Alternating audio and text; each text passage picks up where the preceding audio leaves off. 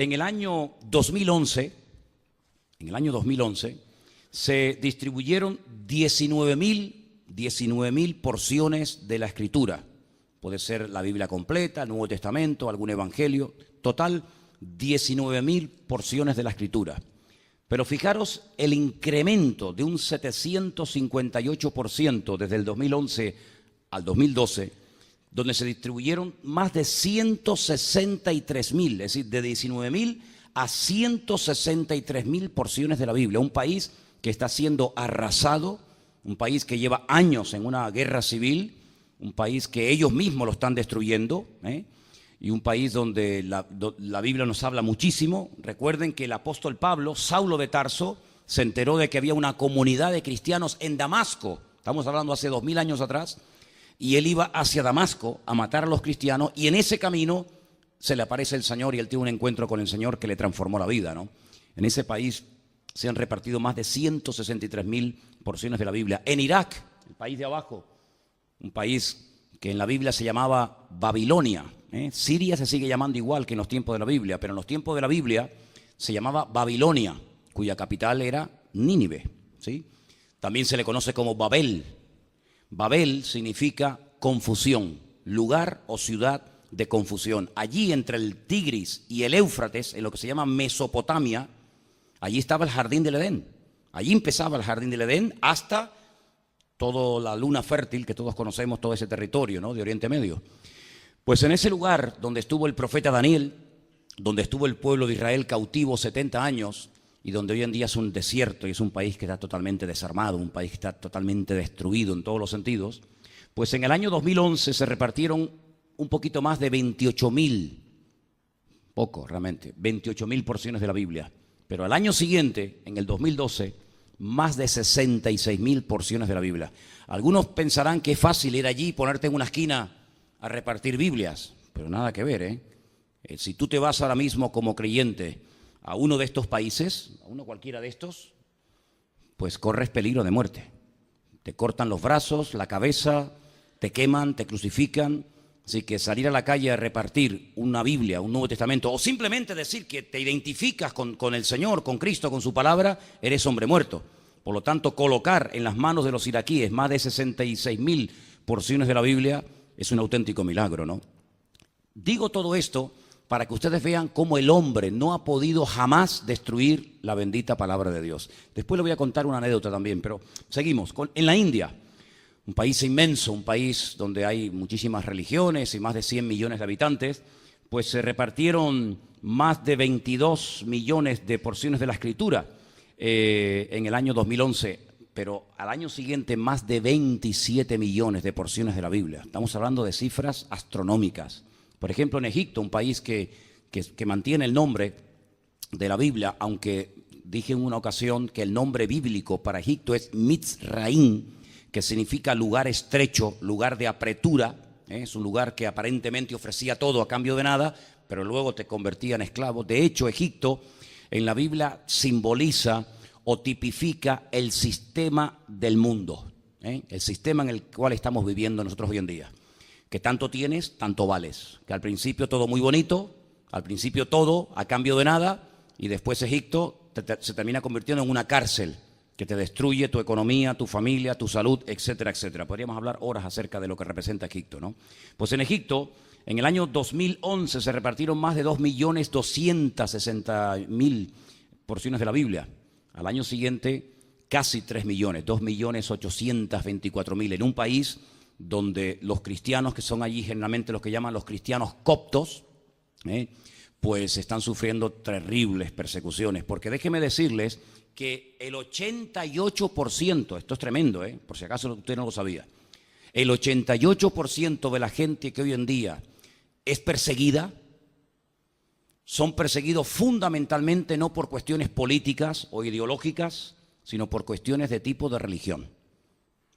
Es decir, usted no ve en ningún país donde los cristianos están persiguiendo y matando a musulmanes, en ninguno. No hay ningún país de la tierra donde los cristianos se han armado y deciden ir a por los musulmanes y acabar con ellos, ninguno. Sin embargo, sí hay millones de musulmanes y de personas que se han comprometido delante de su Dios acabar definitivamente con dos colectivos. Los cristianos, da igual si son evangélicos, bautistas, pentecostales, católicos, porque ellos meten a todos en el mismo saco, y a los judíos. De hecho, por si alguien no lo sabe, en el famoso Corán, el famoso libro sagrado del musulmán, se dice que cada 10 años se tiene que producir una especie de yihad. La yihad en árabe significa guerra, que algunos en su época la interpretaron como una guerra contra los deseos de la carne, contra la avaricia, pero que otros la han interpretado como una guerra literal y que hay que matar para poder llegar a la presencia de Dios. Es decir, el Corán está basado en la muerte, no en la vida.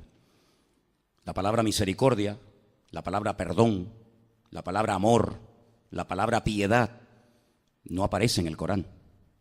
Son palabras que en la Biblia aparecen continuamente.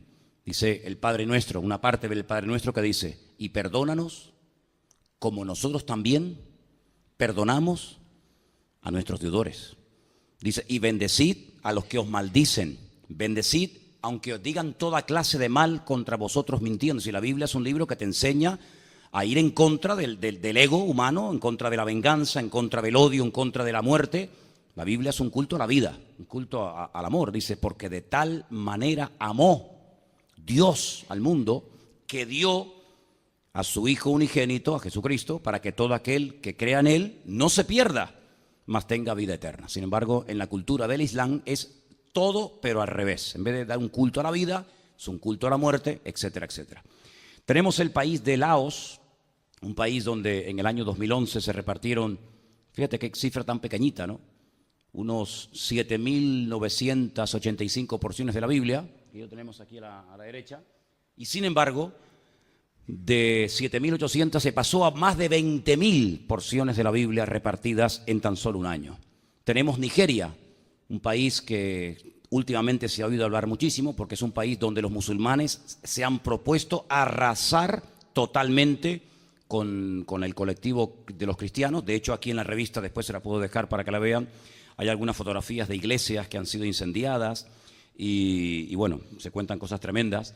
En ese país se pasó de 7.600.000 y pico porciones de la Biblia a más de 8.100.000. Es decir, cuento todas estas cosas porque la Biblia sigue siendo, le pese a quien le pese, el libro más distribuido, el libro más leído, el libro que no hay forma de destruirlo. Si no hay forma de destruir con este libro. Y es que no es un libro normal y corriente. Sí, ya sé que tiene una encuadernación, unas páginas, ¿verdad? Está hecho con papel, como cualquier libro, con tinta, pero la Biblia es un libro vivo. Yo particularmente llevo más de 34 años, sí, ya más de 34 años leyéndolo todos los días. Y yo soy un tipo de persona que como haga muchas veces una cosa, tengo que orar para que el Señor me ayude a no caer en rutina, porque no soporto la rutina, no soporto el hacer una cosa porque hay que hacerla y cumplir. No. Le puedo asegurar que si he estado las últimas 3 décadas o más de mi vida leyendo cada día horas y horas este libro, es porque no aburre y sé lo que le estoy diciendo. Cualquier porción que usted me diga de la Biblia, yo la he leído cientos de veces. No sé, el Antiguo Testamento, los Evangelios, el Apocalipsis, el libro de Daniel, los Salmos, me lo he leído cientos de veces. Pero sin embargo, no es un libro que aburre, no es un libro que cansa, es un libro vivo porque es la pura y divina palabra de Dios. ¿Cuántos dicen amén? Es un libro que se anticipa en el tiempo. Por ejemplo, ¿se acuerdan cuando hablábamos el otro día de un personaje, Ciro, el famoso rey Ciro, que no era judío? En el libro de Isaías dijimos que a través del profeta Isaías, porque una de las cosas maravillosas que tiene la Biblia, que no tiene ningún libro, dicho sea de paso, es cómo se anticipa en el tiempo y pronostica y profetiza cosas que van a ocurrir a veces con cientos o con miles de años de anticipación. Pues fijaros que se decía 200 años antes del nacimiento de este personaje que iba a nacer un hombre que sería un rey importante en el imperio de los medos y de los persas, que sus padres le pondrían el nombre de Ciro y que permitiría a las tribus que estaban en aquel momento cautivas en aquel lugar, que era la tribu de Judá y de Benjamín, volver a su tierra. Pero no solamente les iba a dar la libertad de poder volver a su país, sino que iba a financiar de su bolsillo los costos de todo lo que implicaba reconstruir una ciudad, reconstruir un templo, etcétera, etcétera. ¿Cómo se puede saber esto 200 años antes de que acontezca? Pues así fue. Pero es que ayer justamente estaba leyendo una porción de la cual voy a hablar el domingo, de un profeta que recibe una orden del Señor de ir a un sitio a decir algo, y le dice el Señor: no comas nada, no bebas nada, tú hablas lo que tienes que decir, te das la media vuelta y te vas. Y por el camino vino otro supuesto profeta y le dijo: no, a mí el Señor me dice que sí, que puedes volver, puedes comer, puedes beber agua y no te va a pasar nada. Y bueno, vamos a ver lo que pasó. Y entonces ahí se da una palabra profética que se cumplió 300 años después. Si nos quedamos con la boca abierta con la profecía de Ciro, cuando les cuente el domingo la que les estoy comentando ahora, son 100 años más. Es decir, hay cosas que aún no han ocurrido que ya la Biblia las pronostica. Por ejemplo, podríamos poner miles de ejemplos, pero no estamos aquí para dar datos y cifras para volvernos locos, sino simplemente para que se den cuenta que esto que tenemos en las manos es algo sagrado, es algo matemáticamente perfecto.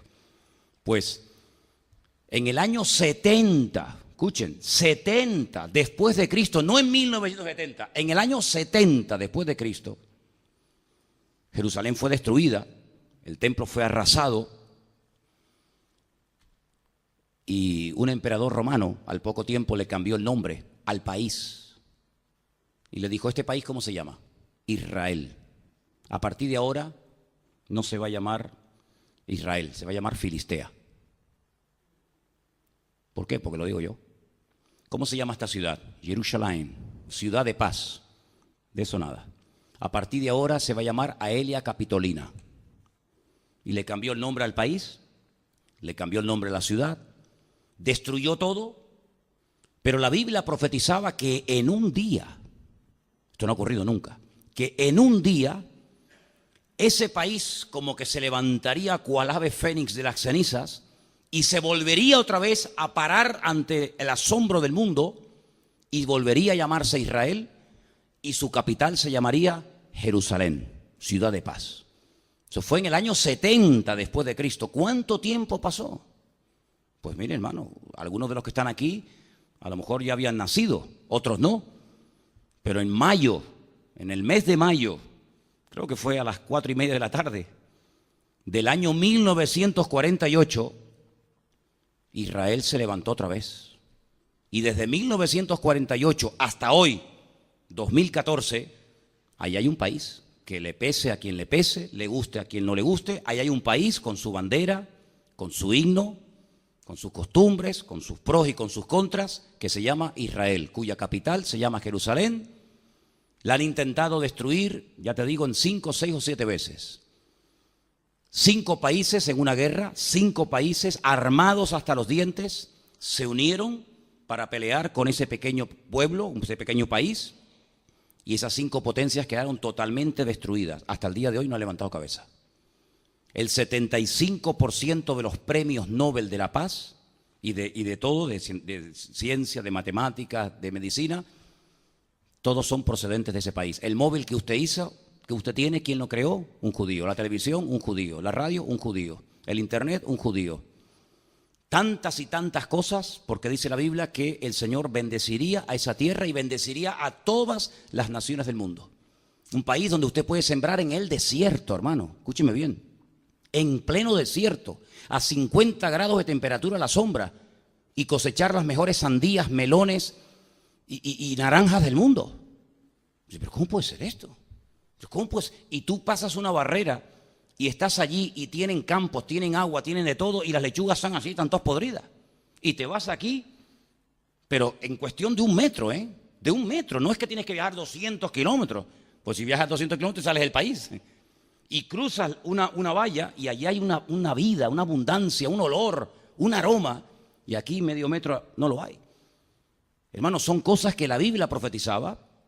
Y una de las cosas que la Biblia profetiza es que Israel se levantaría y que volvería a reconstruir su templo. Y hay tantas y tantas cosas, por eso yo siempre digo, lean la Biblia, porque fijaros que incluso hay algunos versículos que se van a leer esta tarde, y yo quería que se leyeran en alta voz, porque estamos grabando.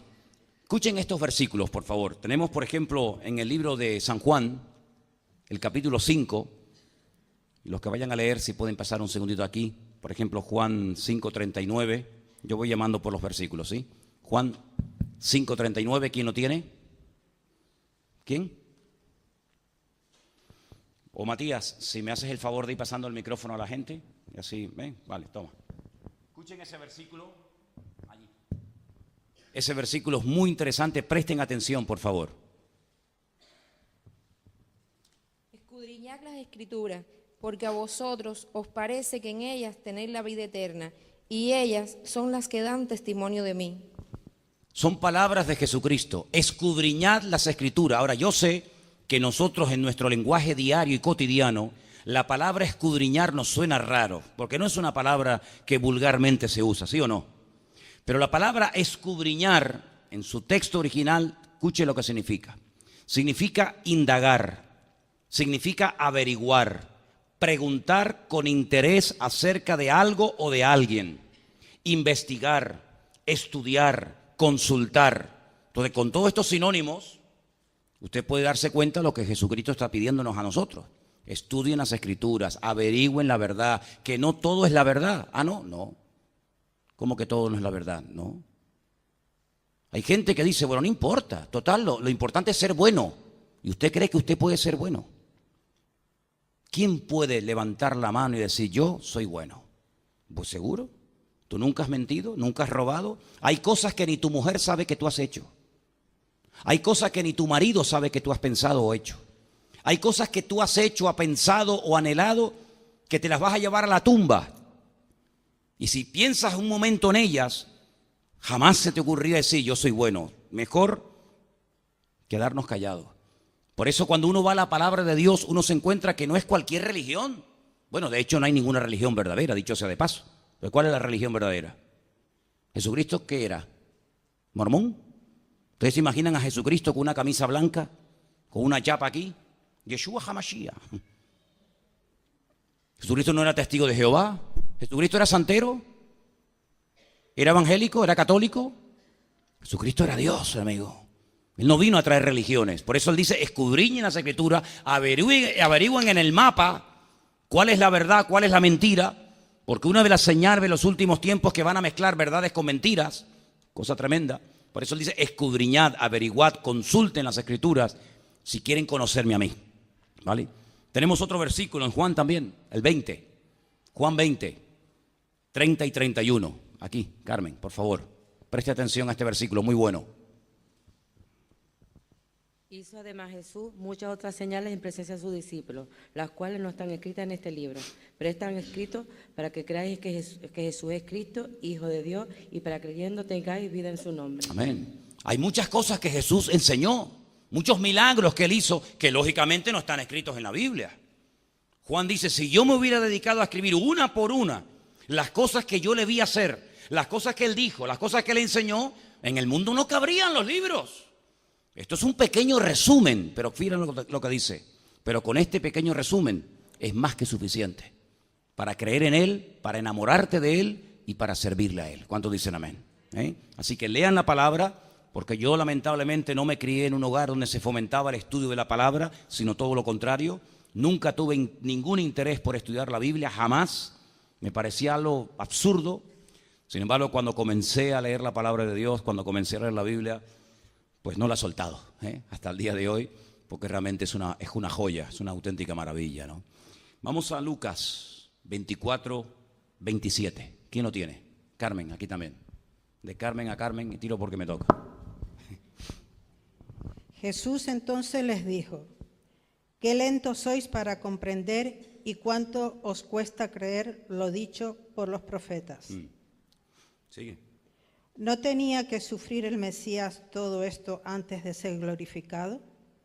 Y empezando por Moisés y siguiendo por todos los profetas, les explicó cada uno de los pasajes de las Escrituras que se referían a él mismo. Así es. Sí, el Señor Jesucristo resucita, se encuentra con 2 discípulos desanimados.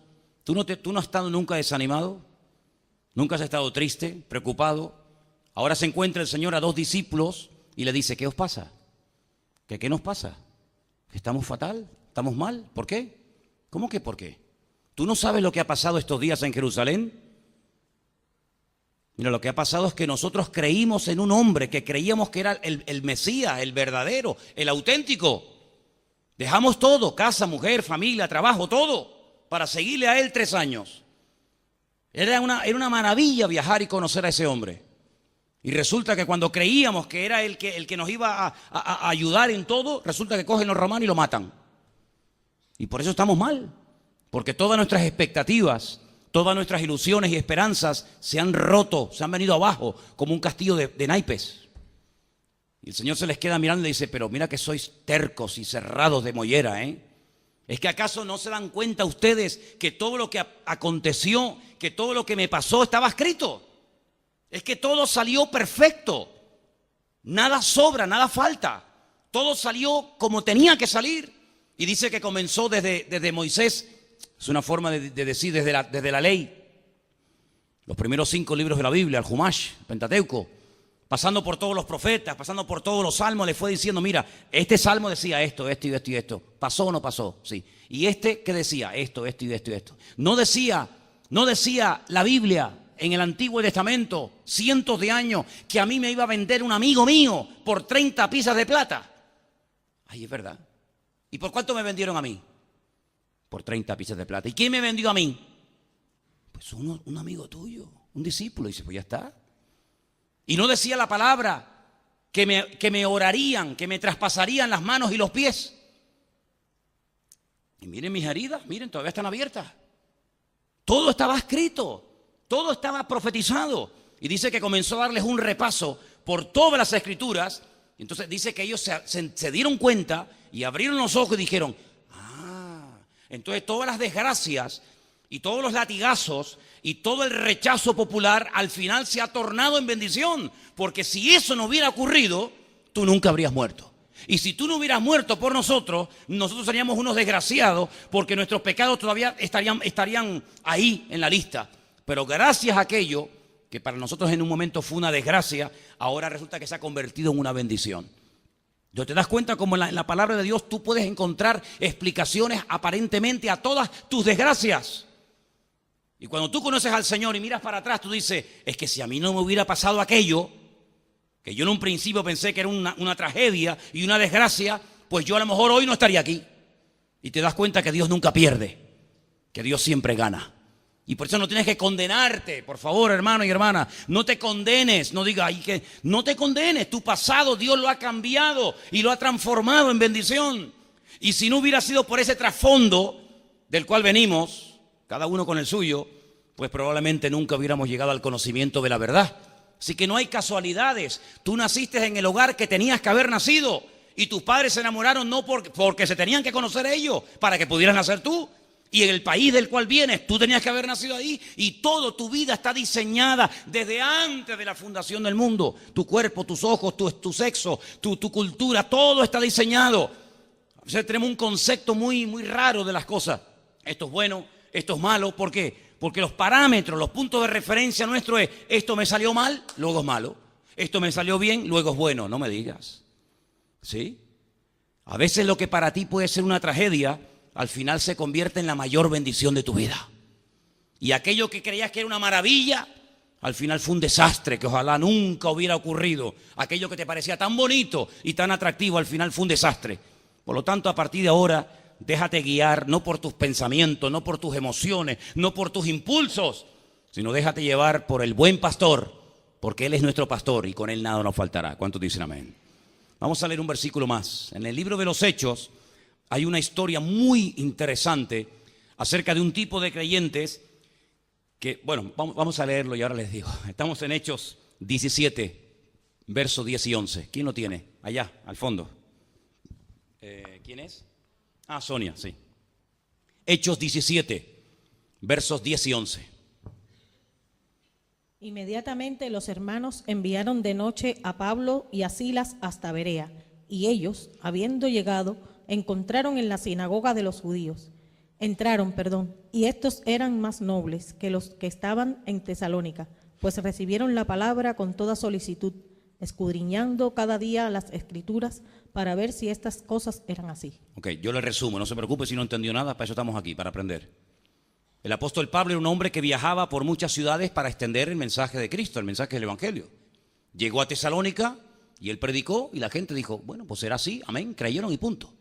Luego se va a una ciudad llamada Berea y dice que él exactamente igual, exponía, explicaba el Evangelio, lo que le había pasado, la historia del Evangelio, de Cristo, y dice que estos hacían algo que los de Tesalónica no hacían. Cuando Pablo terminaba de exponer su enseñanza, su predicación, su mensaje, ¿ya has terminado? Muy bien, muchas gracias. Dice que ellos escudriñaban, volvemos otra vez a indagar, estudiar, averiguar, consultar. Dice que miraban en las Escrituras. ¿En qué Escritura? En estas. En este caso el Antiguo Testamento, no se había escrito, ¿verdad? Escudriñaban las Escrituras a ver si lo que habían oído de Pablo era verdaderamente así o este hombre nos está engañando. Si nosotros hubiéramos hecho eso, no hubiéramos creído en tantas tonterías, ni hubiéramos cometido tantos errores como lamentablemente cometimos. ¿Por qué? Porque para nosotros las Escrituras eran un objeto decorativo. Bueno, el otro día, ¿te acuerdas? Nuestra hermana Dominga trae una Biblia maravillosa, preciosa, que una señora le iba a tirar, porque para muchos la Biblia es como una especie de amuleto. Claro, no van a poner una Biblia en el salpicadero del coche, entonces ¿qué ponen? Pues una pata de conejo, una herradura, no abulta tanto. Entonces la Biblia la tienen ahí como un objeto decorativo, como una especie de antídoto contra los malos espíritus, las malas influencias, o como aquellos que ponen una rama de perejil, o ponen al San Pancracio, o ponen una ramita de no sé qué, porque no tienen a un Dios poderoso, por eso tienen que recurrir a una pata conejo, por eso tienen que recurrir. Nosotros no tenemos que recurrir a ninguna de esas tonterías, porque mi Dios es mucho más grande y más poderoso que una pata de conejo, y mucho más grande que una herradura. Él es el Rey de Reyes y el Señor de los Señores. Y yo me voy a poner ahora aquí un lazo rojo con 53 años que tengo, creyendo que eso me va a proteger. ¿De qué? ¿De qué me va a proteger, mijo? Pero el Señor es mi pastor y nada me faltará. Y dice la Biblia que aunque un ejército se levante en pie de guerra contra ti, no te podrán hacer nada. ¿Por qué? Porque yo soy tu luz y yo soy tu salvación, dice el Señor. Brujos y santeros, que hagan lo que quieran. Pero si ya lo hicieron, ¿no se acuerdan?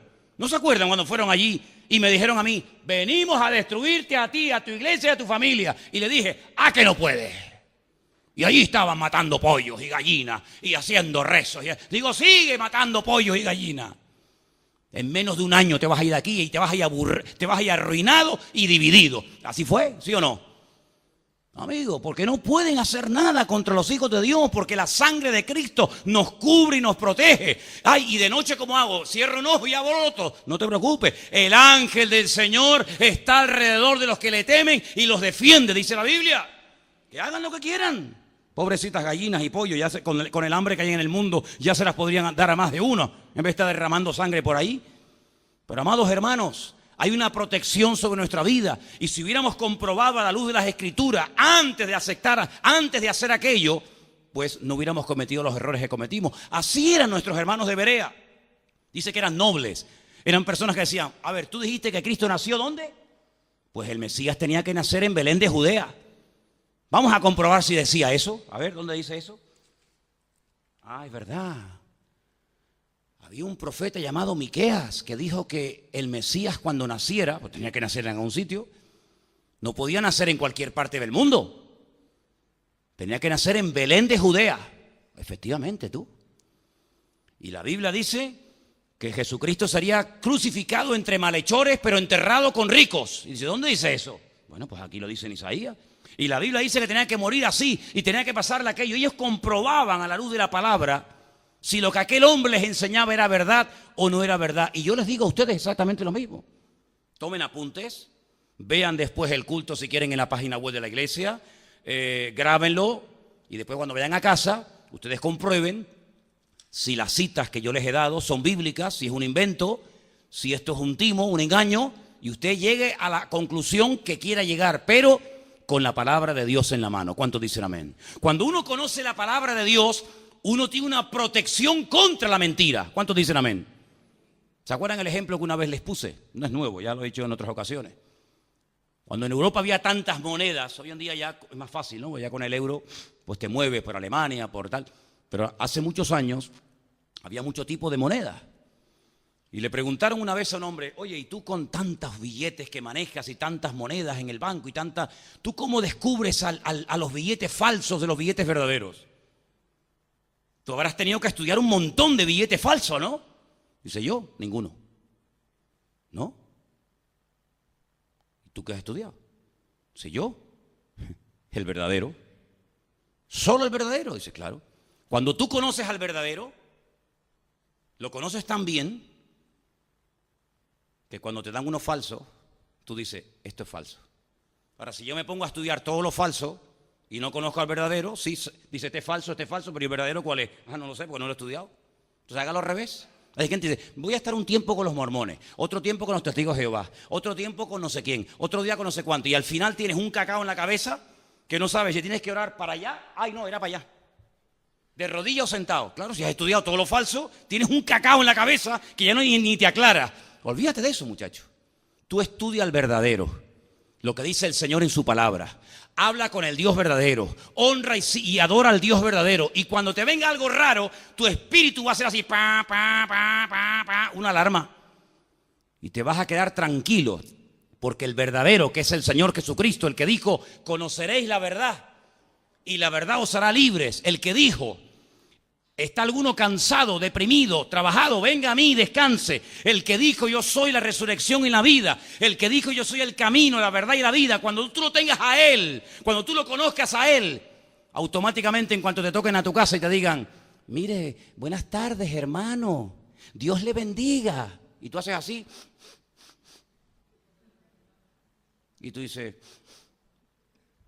habla como un cristiano, pero huele a lobo. Esta huele a lobo. Y cuando, hola, hermano querido. Mucha dulzura. Cuidado con las moscas muertas, que son las peores. Mire, tengo aquí. Mire lo que me pasó. Mire qué cosa tan interesante. Yo me pongo a leer, yo leo todo. Y me pongo a leer. Y de repente, estoy acostado en la cama y hice como un resorte. Me levanté así y dije, mira, lo subrayé y todo. Digo, ¿cómo? Mira, a ver qué piensas tú, a ver qué piensas. El templo de Dios fue abierto en el cielo y el arca de su pacto se veía en el templo. Está bonito. Apocalipsis. El arca del pacto de Dios está en el lugar santísimo, en el segundo departamento del santuario. ¿Sí o no? De momento va bien.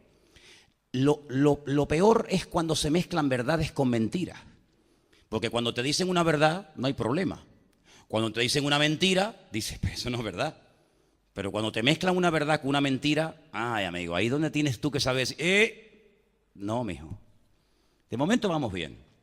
En el servicio del tabernáculo terrenal, que servía como copia y sombra del que está en el cielo, este departamento solo se abría en el día de la gran expiación para la purificación del santuario. Está bien, sabemos que una vez al año, el día de Yom Kippur, iba el sacerdote, se presentaba en el lugar santísimo, todo va a fenómeno.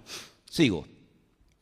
Por tanto, el anuncio de que el templo de Dios fue abierto en el cielo y se vio el arca del pacto en el lugar santísimo indica que el santuario terrenal se abrió en 1844, cuando Jesús entró en él para consumar la obra de la expiación.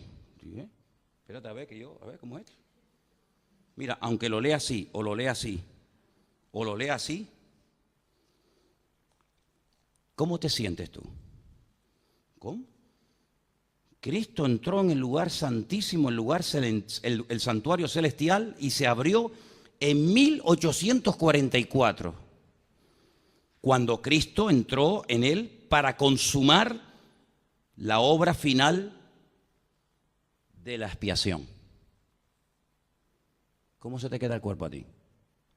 Ahora tú dices, vale, vamos a buscar, a ver, ¿cómo lo dijo aquí? 1844. Será capítulo 18, verso 44. Y se habrán confundido. ¿Sabes lo que me pasa con esto? Que ya digo, ya no. Porque yo ya, con la edad que tengo, ya perder el tiempo ya en boberías. Yo una vez le dije en el Parque La Naranja a una pareja muy amable, una señora muy amable de Testigos de Jehová, se me acercaron y buenas tardes. Y yo, cuando un testigo de Jehová me da palique, yo le doy para que así lo entretengo y no habla con otra persona. Y yo muestro interés, entonces les animo. Y entonces mientras están conmigo sé que no le están comiendo el coco a otra pobre mujer, ¿no? Y me dice, ¿usted sabe que el Señor Jesucristo vino en 1941, 45? Digo, ¿sí? Sí, no me diga. ¿Usted no lo sabía? Digo, pues si le digo con toda sinceridad, me acabo de enterar que él vino en 1945, 41. Digo, ¿y usted me lo puede demostrar con la Biblia? ¿Hay algún versículo que diga que Jesucristo vino en 1941? Y me dice, pues sí. Y yo le dije, yo le prometo, señora, que si usted me enseña un versículo de la Biblia, incluso de la suya, porque ellos tienen otra, sabía, ¿no? Si usted me demuestra con su Biblia, con esto, me da igual con cualquiera, que Jesucristo vino en 1941, yo me hago ahora mismo testigo de Jehová. Y voy calle por calle, puerta por puerta, predicando lo que usted predica. Y me dice, ¿de verdad? Le digo, se lo prometo. Evidentemente, me sacó revistas, me sacó libros, pero la Biblia no te la puede decir. Cuando uno conoce la verdad, uno se da cuenta que lo primero que tiene que tener uno en cuenta es que el Señor Jesucristo dijo, el día y la hora nadie sabe, sino solo mi Padre. ¿Cómo me va a venir a mí esta persona y me va a decir a mí que entró en el cielo? Oye, una pregunta. Si murió en el año 33 hasta 1800, ¿cuál era? 44, ¿dónde estuvo? ¿Qué hizo el Señor desde el año 33 hasta 1800 y pico? ¿Qué hizo? Increíble, hermano. Pues, lamentablemente, como esto, hay cantidad de cosas. Cuando uno no conoce la palabra, si yo con buenos modales, con un poquito de labia, un poquito de carisma, le digo, mira, hermana, he leído un libro que es una maravilla, yo se lo recomiendo. ¿Usted qué va a hacer? Pues leerlo. ¿Por qué? Porque el pastor me dijo que lo leyera y me dijo no sé qué, no sé cuánto. Usted no tiene que hacer caso a lo que yo le digo. No sea ingenuo, esa época ya pasó. Usted tiene que hacer caso a lo que dice la Biblia. Y si en algún momento yo o cualquier hermano de la iglesia viene y le predica algo diferente, algo distinto de lo que dice la Biblia, no le haga caso. Es más, denuncie a esa persona. El mismo apóstol Pablo dijo, hermano, yo he estado entre ustedes y le he predicado el evangelio de Jesucristo. Pero miren lo que les digo, si un ángel del cielo viene y les predica a ustedes algo diferente a lo que dice el Señor en su palabra, no le hagáis caso, sea anatema, dice la Biblia. En otras palabras, por encima de la palabra de Dios no hay libro, no hay visión, no hay revelación, no hay vaina, no hay nada raro. La palabra de Dios es soberana. ¿Cuántos dicen amén? Por eso digo, hay que leerla, hay que escudriñarla, hay que averiguar, hay que indagar. Y a veces una respuesta no viene en 2 días. Tiene que buscar por aquí, buscar por allá, comparar un versículo, comparar otro. Oye, ¿qué dice el original? ¿Y qué dice el griego? ¿Y qué dice el hebreo? ¿Y qué dice Mateo? ¿Y qué dice Daniel? Y llegar a una conclusión. Hay cosas que usted así en 2 minutos las encuentra y otras que llevan años.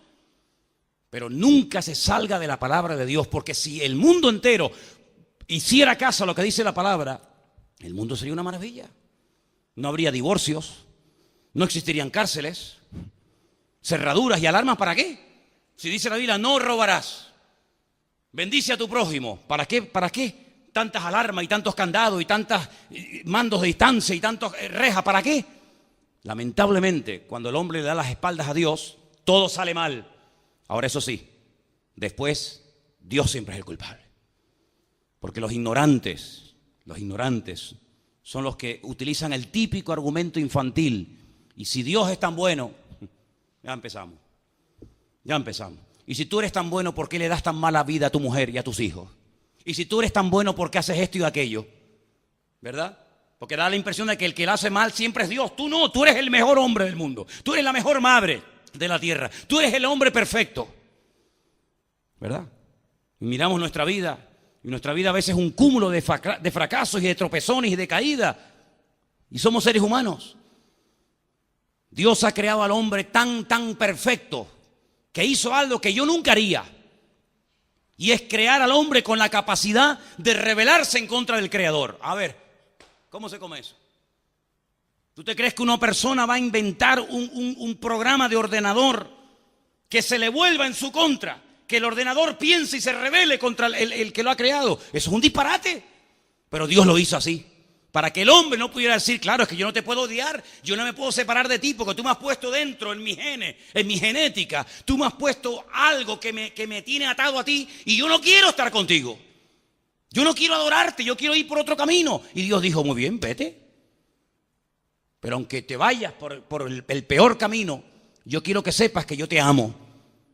Pero quiero que sepas que no he creado un robot, he creado un ser libre. Y yo te digo, amarás a tu prójimo como a ti mismo. Si tú dices, armaos los unos contra los otros, es problema tuyo, no es problema mío. Y Dios quiere que nos perdonemos. Pero ¿cómo cuesta a veces perdonar? Y Dios quiere que reconozcamos. ¿Y cuánto cuesta reconocer?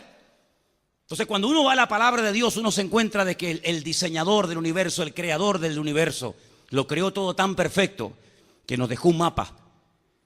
Cada vez que yo vengo por el aeropuerto del sur, hay unas chicas allí que yo le digo, no hace falta, yo soy de aquí, ya no, te lo agradezco. ¿Qué están haciendo las chicas allí en el aeropuerto del sur? Dando un mapa a los extranjeros. Pues claro, llega un extranjero y dice, ¿a dónde voy? ¿Para allá? ¿Loro Parque dónde es? No, allí en los Gigantes. Tienen que tener un mapa para poder guiarse y en la vida uno tiene que tener un mapa, que no todo es trabajar y tener hijos y tener un buen sueldo, que hay que tener un mapa en la vida. ¿Por qué? Porque ese mapa nos indica el camino correcto, lo que está bien, lo que está mal. Y como no lo leemos y como el hombre lo ignora, pues así le va. Y lo que te iba a decir antes, y termino, un famoso ateo, pero ateo de estos que fueron por su país en Francia, Voltaire, dando conferencias en contra de Dios y que Dios es una mentira y un mito y no sé qué y no sé cuánto. Él dijo, cuando yo me muera, dijo Voltaire, ni 100 años pasarán la Biblia, ya no se, ni se leerá. Ni existirá ese libro. Mira las cifras que teníamos ahí. La Sociedad Bíblica, esta empresa o este organismo, esta institución que se dedica a traducir la Biblia a más de 3.000 y pico idiomas y a extenderla por el mundo entero, en Francia, ¿dónde tiene sus oficinas centrales? Porque aquí están en Madrid. Pero ¿y en Francia la Sociedad Bíblica dónde tiene las oficinas? Dilo. En la casa de Voltaire. En la casa de Voltaire. Aquel que dijo, cuando yo me muera, 100 años pasa y no hay ni una Biblia del mundo. Mira, pues para que veas cómo son las cosas, en tu casa vamos a imprimir miles de Biblias todos los días. ¿Qué te parece? ¿Cuánta gente quemaron aquí en España por leer la Biblia? ¿Cuánta gente masacraron? ¿Cuántos curas tuvieron que salir corriendo a Suiza, Alemania, porque aquí no se podía leer la Biblia? Mira, la Biblia, aquí está. ¿Qué te parece? Porque la palabra de Dios no pasa, es un libro eterno.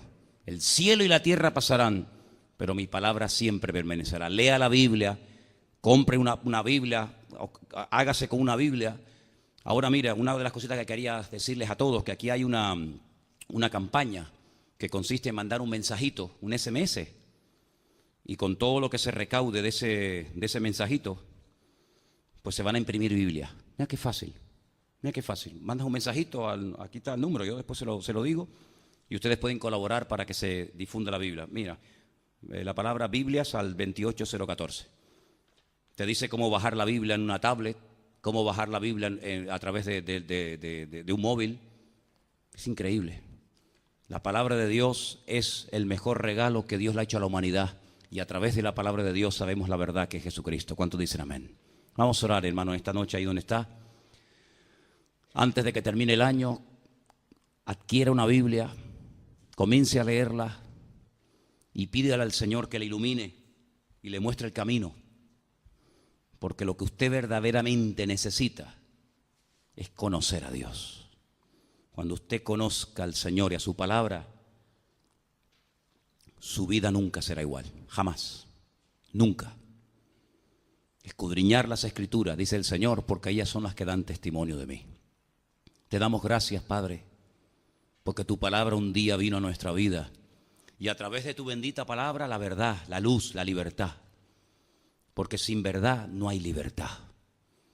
Por eso, Señor, te damos infinitas gracias en esta noche por ese día que un día alguien nos donó una palabra, una Biblia. Porque fue a través de la Biblia que descubrimos que tú tenías un plan, un propósito para la humanidad y que Cristo, tu Hijo amado, el Mesías, vino a este mundo a morir por nosotros. ¿Y por qué tuvo que morir de esa manera? Gracias, Señor, porque tú has quitado el velo, la ignorancia, la ceguera, y ahora podemos ver y comprender tantas y tantas cosas, Dios mío. Ayúdanos a compartir tu palabra con el mundo, para que el mundo crea y para que el mundo vea que todo tiene una razón y una explicación, Señor.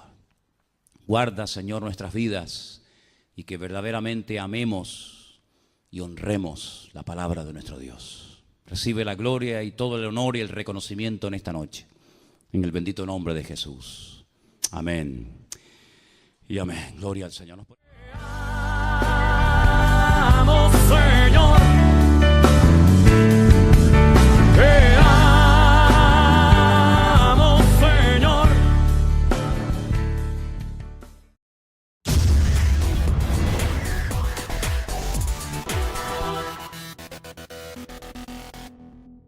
Vamos nuevamente a Marcos capítulo 16, por favor. Marcos capítulo 16 es el último capítulo de este breve pero bonito, intenso evangelio. Algunos dicen, la mayoría de los comentaristas dicen que este fue el primer evangelio que se escribió.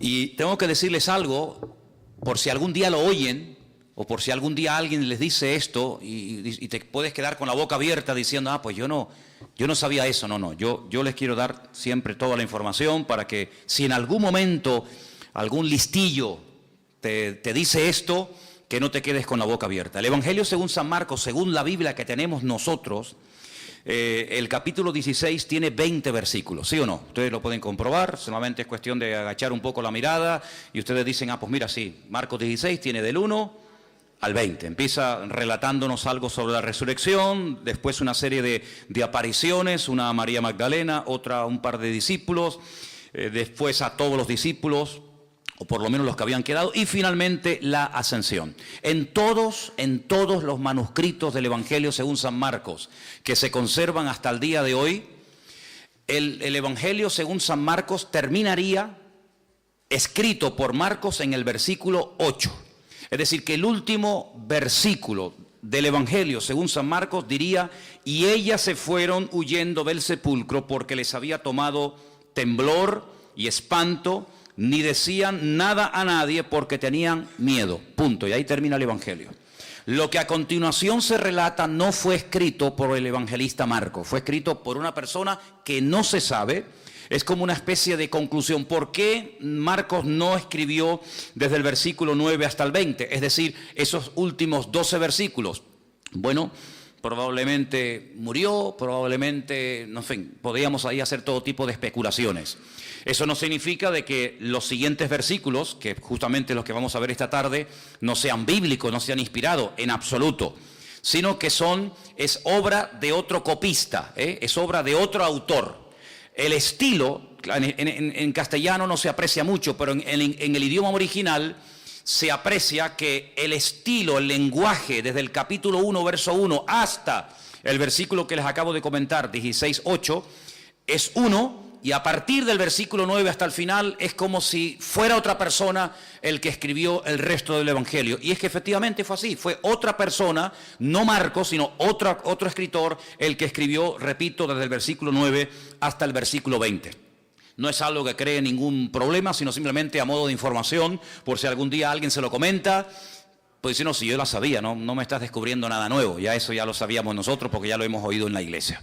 Muy bien, entonces, si empezamos desde el versículo 9, vamos a encontrar que la primera persona que vio a Cristo resucitado no fue un hombre, no fue un discípulo, no fue un religioso, sino fue una mujer. Como yo siempre he dicho, y es lo que creemos y siempre lo seguiremos creyendo porque es así, en la Biblia no hay casualidades, en la Biblia no hay errores, nada sobra, nada falta, todo tiene una razón de ser. Incluso textos, cosas, historias, parábolas, etcétera, que leas y que no entiendas, bueno, el que no lo entienda no significa de que no sea de Dios. Todo siempre tiene una razón de ser. Colores, animales, números, lugares, nombres, etcétera, etcétera. Todo tiene una razón de ser. ¿Por qué el Señor no decidió cuando resucitó, por ejemplo, aparecérsele a la primera persona que fuera un hombre, digamos Juan, el discípulo amado, la persona que más cerca vivió del Señor? Lo podía haber hecho, ¿sí o no? Pero no lo hizo así. O a Pedro, o a Tomás, o a un grupo de discípulos. ¿Por qué a una mujer? Bueno, en aquellos tiempos y durante muchos siglos, el testimonio de una mujer no tenía ningún valor. Ninguno. Cuando se hacía un juicio, si se llamaban a mujeres como testigos, el testimonio de las mujeres en juicio no tenía ninguna credibilidad. No se aceptaba el testimonio de una mujer. Tal vez por eso el Señor dijo, bueno, eso es lo que ustedes dicen. Esas son vuestras tradiciones. Esas son vuestras costumbres y vuestros prejuicios humanos. Pero yo lo voy a hacer al revés de como ustedes lo harían. Porque muchas veces nos creemos en posesión de la verdad. Y muchas veces creemos que incluso hasta parte de nuestras costumbres y parte de nuestra cultura y la forma como adoramos y la forma como hablamos y la forma como vivimos, todo lo que decimos, hacemos está bien y es correcto. Y eso es lo que creían también los judíos de la época, que el testimonio de una mujer no valía nada, en absoluto. Y precisamente el Señor a quien primeramente se le presenta es a una mujer. Teniendo este dato en cuenta, teniendo esta información en cuenta, ahora ustedes pueden entender, en el versículo 10 dice, yendo ella, lo hizo saber a los que habían estado con él, que estaban tristes y llorando. Esta mujer viene con la buena nueva, la primera persona en la historia de la humanidad que predicó el mensaje de la resurrección de Cristo. No fue un hombre, fue una mujer, fue María Magdalena, que dice el versículo anterior, de la cual el Señor había expulsado 7 demonios. En ninguna parte de los evangelios nos dice la Biblia que María Magdalena, como a veces yo he escuchado, era una prostituta. Eso no dice la Biblia, eso no lo dice. Lo que sí dice la Biblia es que tenía serios, gravísimos problemas de tipo espiritual, concretamente 7 demonios. Y a todos el Señor los expulsó. Luego, cuando esta mujer no solamente es liberada, no solamente cambió su vida antes de la crucifixión, sino que ahora encima lo ve resucitado, sale corriendo porque sabe que sus discípulos lo están pasando mal. Dice aquí el versículo 10 que estaban tristes, evidentemente. No era para estar tirando cohetes, no era para estar saltando de alegría. Habían matado a aquel que ellos habían creído que era el verdadero Mesías. Y según ellos, se equivocaron. Tantos años, tantos milagros, tantas maravillas, tantas cosas que hicieron y viajaron y escucharon y vieron, aparentemente no sirvieron para nada. Se volvieron a equivocar otra vez. Y ahora hay que volver a casa. Ahora hay que recoger velas, amigo. Ahora hay que volver a Galilea, ahora hay que volver otra vez a la pesca, ahora hay que volver marcha atrás. Y cuando lleguen al pueblo en Capernaum o en Tiberíades, como muchos de ellos vivían, muchos se reirán diciendo, ves, lo sabíamos que se habían equivocado, que ese hombre sí tenía un carisma tremendo, pero que no era el verdadero Mesías. Y por eso estaban tristes y llorando, porque para ellos había sido una desilusión haber dejado todo para seguir al maestro y ahora resulta que el maestro está muerto. Pero en medio de este dolor, en medio de esta tristeza, una mujer llega y le dice, no, tranquilos, no pasa nada. Ha resucitado, lo he visto, he estado con él. Pero ahora pueden entender por qué dice que ellos oyeron que vivía, que ella lo había visto, pero dice, no la creyeron. ¿Por qué? Porque ellos tenían en su mente que, por muy verdad que fuera, jamás un judío aceptaría el testimonio de una mujer. Y además, no tenía otro testigo que pudiera corroborar su versión, sino que encima era una sola y encima mujer. Por lo tanto, lo que decía no servía para nada. Seguían en su tristeza, seguían en su desánimo, en su depresión, Y aunque el Señor ya estaba vivo, ellos seguían sufriendo por algo que ya había desaparecido, por un problema que no existía. Pero cuando creemos en una mentira, la mentira nos esclaviza y la mentira nos impide gozarnos en el Señor. El Señor estaba vivo, ya el diablo había sido derrotado, ya había ido a la presencia del Padre, ya se había presentado con sus manos ensangrentadas, ya el precio del pecado estaba comprado, anulado. Pero sin embargo ellos seguían sufriendo por algo que no tenía ningún sentido, seguir sufriendo y seguir llorando. Entonces el Señor dice, muy bien, no habéis creído al testimonio de una mujer porque vuestros prejuicios son tan tremendos que os impiden aceptar el testimonio de María Magdalena, cuando es una de las mujeres más fieles que ha tenido el Señor durante su ministerio. Muy bien, vamos a hacerlo de una manera diferente, a ver si ahora creéis y aceptáis el testimonio. Versículo 12. Pero después se apareció en otra forma a dos, ya no a uno, sino a dos, no dos mujeres, sino a dos de ellos. ¿No vais a hacer caso a las mujeres? Muy bien, ahora voy a tomar a dos de ustedes, hombres, y si no creéis a uno, tenéis que creer al otro.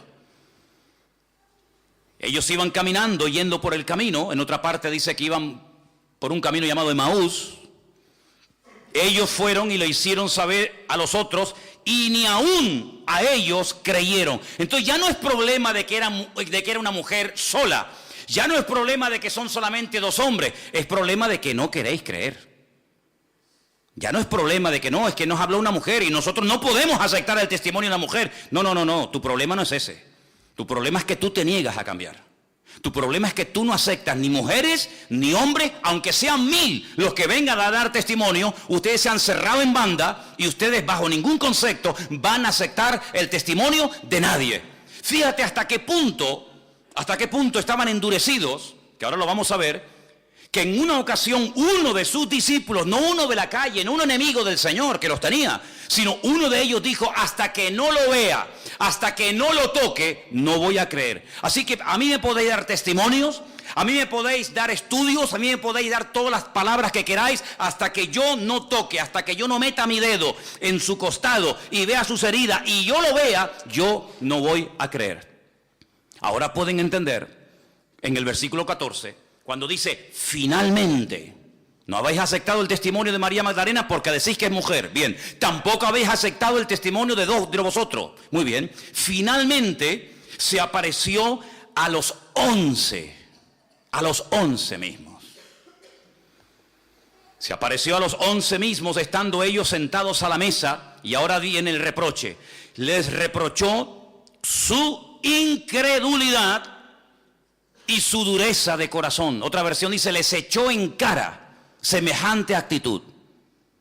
Si creen ustedes que una actitud de desobediencia o de incredulidad pasa desapercibida ante los ojos del Señor, nada más lejos de la realidad. Dudar de las palabras, dudar de lo que Dios ha dicho, cuestionar su resurrección.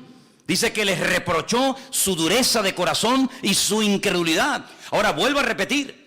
No estamos hablando de escribas y fariseos incrédulos que siempre estaban buscándole las 4 patas al gato y tratando de desprestigiar y de desacreditar al Señor o a sus discípulos o a sus milagros. Incluso a veces veían milagros y decían, bueno, esto lo hizo el príncipe de las tinieblas, Belcebú.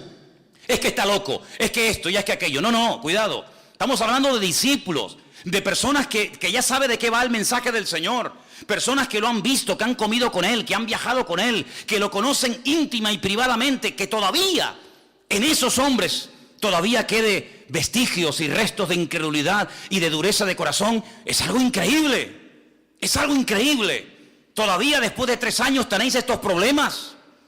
Bueno, lamentablemente a veces la gente del mundo tiene como más apertura y son más crédulos para ciertas cosas que algunos que se llaman creyentes, que dicen, bueno, ya será menos.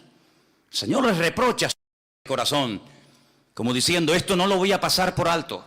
Ahora, el pasaje que vamos a leer nuevamente, desde el 14 hasta el 18, es un pasaje muy interesante porque son las últimas palabras del Señor Jesucristo. Y cuando las volvamos a leer, yo les voy a hacer una pregunta y tenéis que ser sinceros a la hora de responder.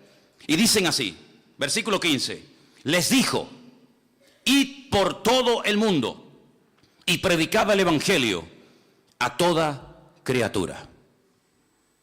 Jamás Dios había dicho dado este mensaje, este mandamiento a ningún hombre. Al único profeta que le dijo, sal de tu tierra y vete a otro país, a otra cultura, a otra nación a predicar, fue al profeta Jonás, y todas las pegas que puso ya las conocemos. Ahora el Señor abre el abanico y dice, no, ya se acabó eso de predicar solamente en Israel y solamente a los judíos, o bien en el norte, o bien en el sur, o bien en una tribu, o bien en otra tribu. Ya eso se acabó. Ahora es a toda criatura y a todas las naciones de la tierra. Algo que para nosotros aparentemente es tan normal, para ellos era un escándalo. Porque ellos tenían metido hasta en el tuétano de sus huesos que a nadie más el Señor les iba a hablar y a bendecir como a ellos, porque ellos eran, como lo dice la Escritura, su especial tesoro. Y eso de compartir las bendiciones con gentiles, con paganos, con idólatras, ni se les pasaba por la cabeza. Pero ahora el Señor les dice, tenéis que ir por todas las naciones de la tierra predicando el Evangelio. El que creyere y fuere bautizado será salvo, mas el que no creyere será condenado. Y ahora viene algo muy interesante a partir del versículo 17 y 18 que dice, y estas señales, no dice señales seguirán, porque claro, se dice señales y no especifica qué tipo de señales. Tendríamos que aceptar todo tipo de señales como de parte del Señor. Y para que no caigamos en el error de abrirnos a todo, ni cerrarnos a todo, el Señor dice, estas señales, como diciendo, no son todo tipo de señales. Alguien dijo en una ocasión, bueno hermano, pero el Señor dijo en una ocasión que señales o cosas más grandes que el Señor haríamos. Sí, en cantidad, pero no en diversidad. Jamás le vamos a ganar al Señor absolutamente en nada. Lo que Él no hizo, tampoco te va a permitir a ti la oportunidad de poder hacerlo tú. Porque sería hacer cosas que Él no hizo, y repito, nunca le vamos a ganar al Señor absolutamente en nada. Claro, serán señales mucho más grandes, serán señales en diferentes naciones y países, pero estas señales, las que yo les voy a nombrar a continuación. Primero, en mi nombre echarán fuera demonios. Segundo, hablarán nuevas lenguas. Tercero, tomarán en las manos serpientes y si bebieren cosa mortífera no les hará daño. Cuarta, sobre los enfermos pondrán sus manos y sanarán. Estas son las 4 señales que abarcan lo natural, lo espiritual, lo físico, etcétera, que el Señor dice que seguirán a los que creen, no los que creen seguirán a las señales, que es muy diferente. Las señales siguen a los que creen, no los que creen siguen a las señales, porque al único que tenemos que seguir es al Señor y no las señales que hace el Señor. ¿Cuántos dicen amén? Bien. La pregunta que yo les quiero hacer ahora, después de leer estas 4 señales y de leer estos versículos, es ¿cuántos aceptan? ¿Cuántos creen en esto que hemos leído en esta tarde? ¿Todo? Si aceptamos todo el pasaje, quiere decir que aceptamos lo que dice cada versículo con cada palabra y con cada cosa que nos dice y en cada una de las señales. ¿Ustedes creen que hoy en día se puede echar fuera demonios? ¿Estáis convencidos de ello? ¿Cuántos has echado tú?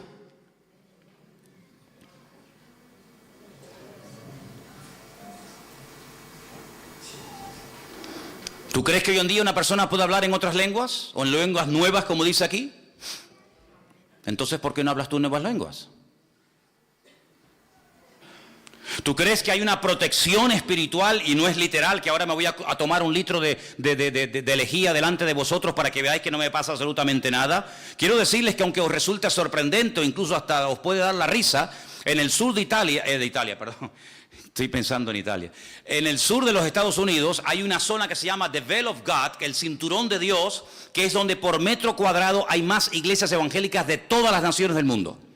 Es una detrás de otra, una detrás de otra, una detrás de otra, una detrás de otra. Y en muchas de esas congregaciones, no en todas, en muchas de esas congregaciones hay una reunión, un culto, que es una de las más importantes de la semana y consiste en llevar cajas llenas de serpientes de cascabel.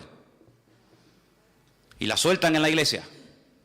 Y la gente las coge, los niños juegan. Llévale unas cuantitas a los niños de la escuela dominical para que se entretengan. Toma, dale a Lujier una. Claro, lo que no cuentan es que el cementerio que está detrás de la iglesia está lleno de los miembros de la iglesia que han sido picados y muertos por ella, ¿no? No es algo literal, ¿verdad? No es algo literal, pero esto nos habla de que hay una protección sobrenatural. No vamos a entrar a tentar a Dios, pero evidentemente el Señor nos está diciendo que hay una cobertura, hay una protección espiritual. ¿Por qué? Porque nos movemos en el mundo espiritual. El mundo espiritual es tan real como el mundo en el que nosotros vivimos y cotidianamente nos movemos en él. Nuestra lucha no es contra sangre y carne, sino contra principados, contra potestades, contra gobernadores de las tinieblas de este siglo, contra huestes espirituales de maldad en las regiones celestes.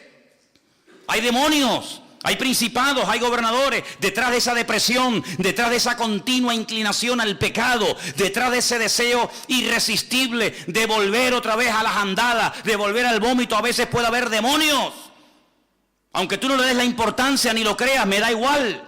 Pero muchas personas todavía siguen siendo esclavos de ataduras espirituales, pero como no lo aceptan, ni lo creen, y encima dicen, es que yo nunca he creído en eso, a mí nunca me enseñaron eso, como si eso te escudara, y eso, digamos, te diera libertad para decir que no crees en eso. Pero detrás de muchas situaciones familiares, económicas, físicas, espirituales, etcétera, etcétera, hay auténticas opresiones demoníacas.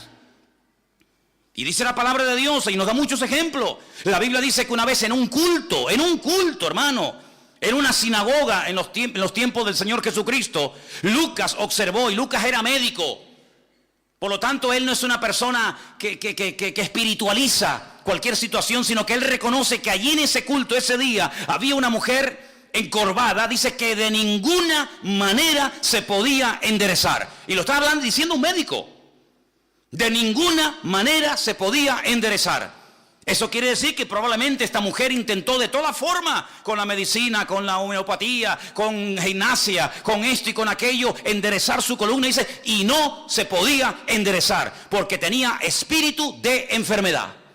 Eso yo no lo he escrito, eso está en la Biblia. Y hasta que el Señor no la desató, no habla de una liberación, que es otra cosa, sino hasta que no la desató, la mujer no se podía enderezar. Iba al culto, escuchaba la palabra, alababa al Señor, ofrendaba, diezmaba, lo que tú quieras, pero no se podía enderezar hasta que el Señor puso las manos sobre ella y le dijo aquella famosa frase de, mujer, quedas libre de tu enfermedad. Y dice que al instante se enderezó y comenzó a glorificar a Dios. Bueno, y el Señor dice, a esta hija de Abraham que Satanás tenía atada por 18 años, ¿no le voy yo a desatar aunque sea día de reposo? ¿O es que acaso es más importante el día de reposo que ayudar y bendecir y desatar una vida? Lo cuestionaron, lo criticaron, pero así fue.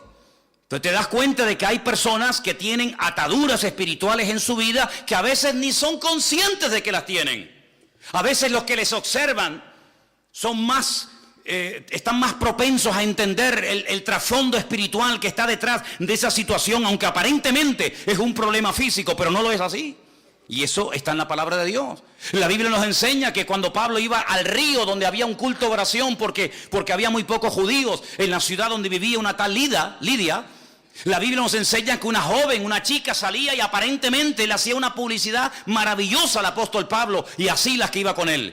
Estos son siervos del Dios Altísimo. Bueno, ¿qué hay de malo en eso? No, cuidado.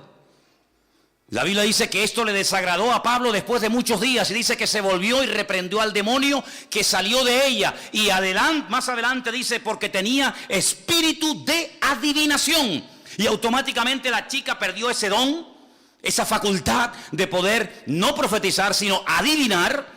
Y dice la Biblia que se montó un revuelo en aquella ciudad tremendo, que los metieron en la cárcel y todos conocéis la historia.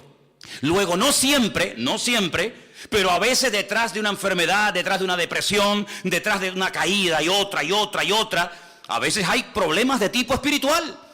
Y a veces hay personas que no son libres porque no aceptan el ser tratados en ese área o porque no creen en ese área. Y así les va, y así están toda la vida con lo mismo. Así que cuando vamos a la palabra del Señor nos encontramos que una de las señales, una de las responsabilidades de los hijos de Dios, de los que creen en su nombre, es libertar a los cautivos por Satanás. ¿Cuántos dicen amén? Y hay más gente con problemas espirituales a nuestro alrededor de lo que te puedas imaginar. Vete a una cárcel un día y te vas a dar cuenta que hay endemoniados ahí a punta pala. Y sé lo que digo, porque yo estuve 7 años allí.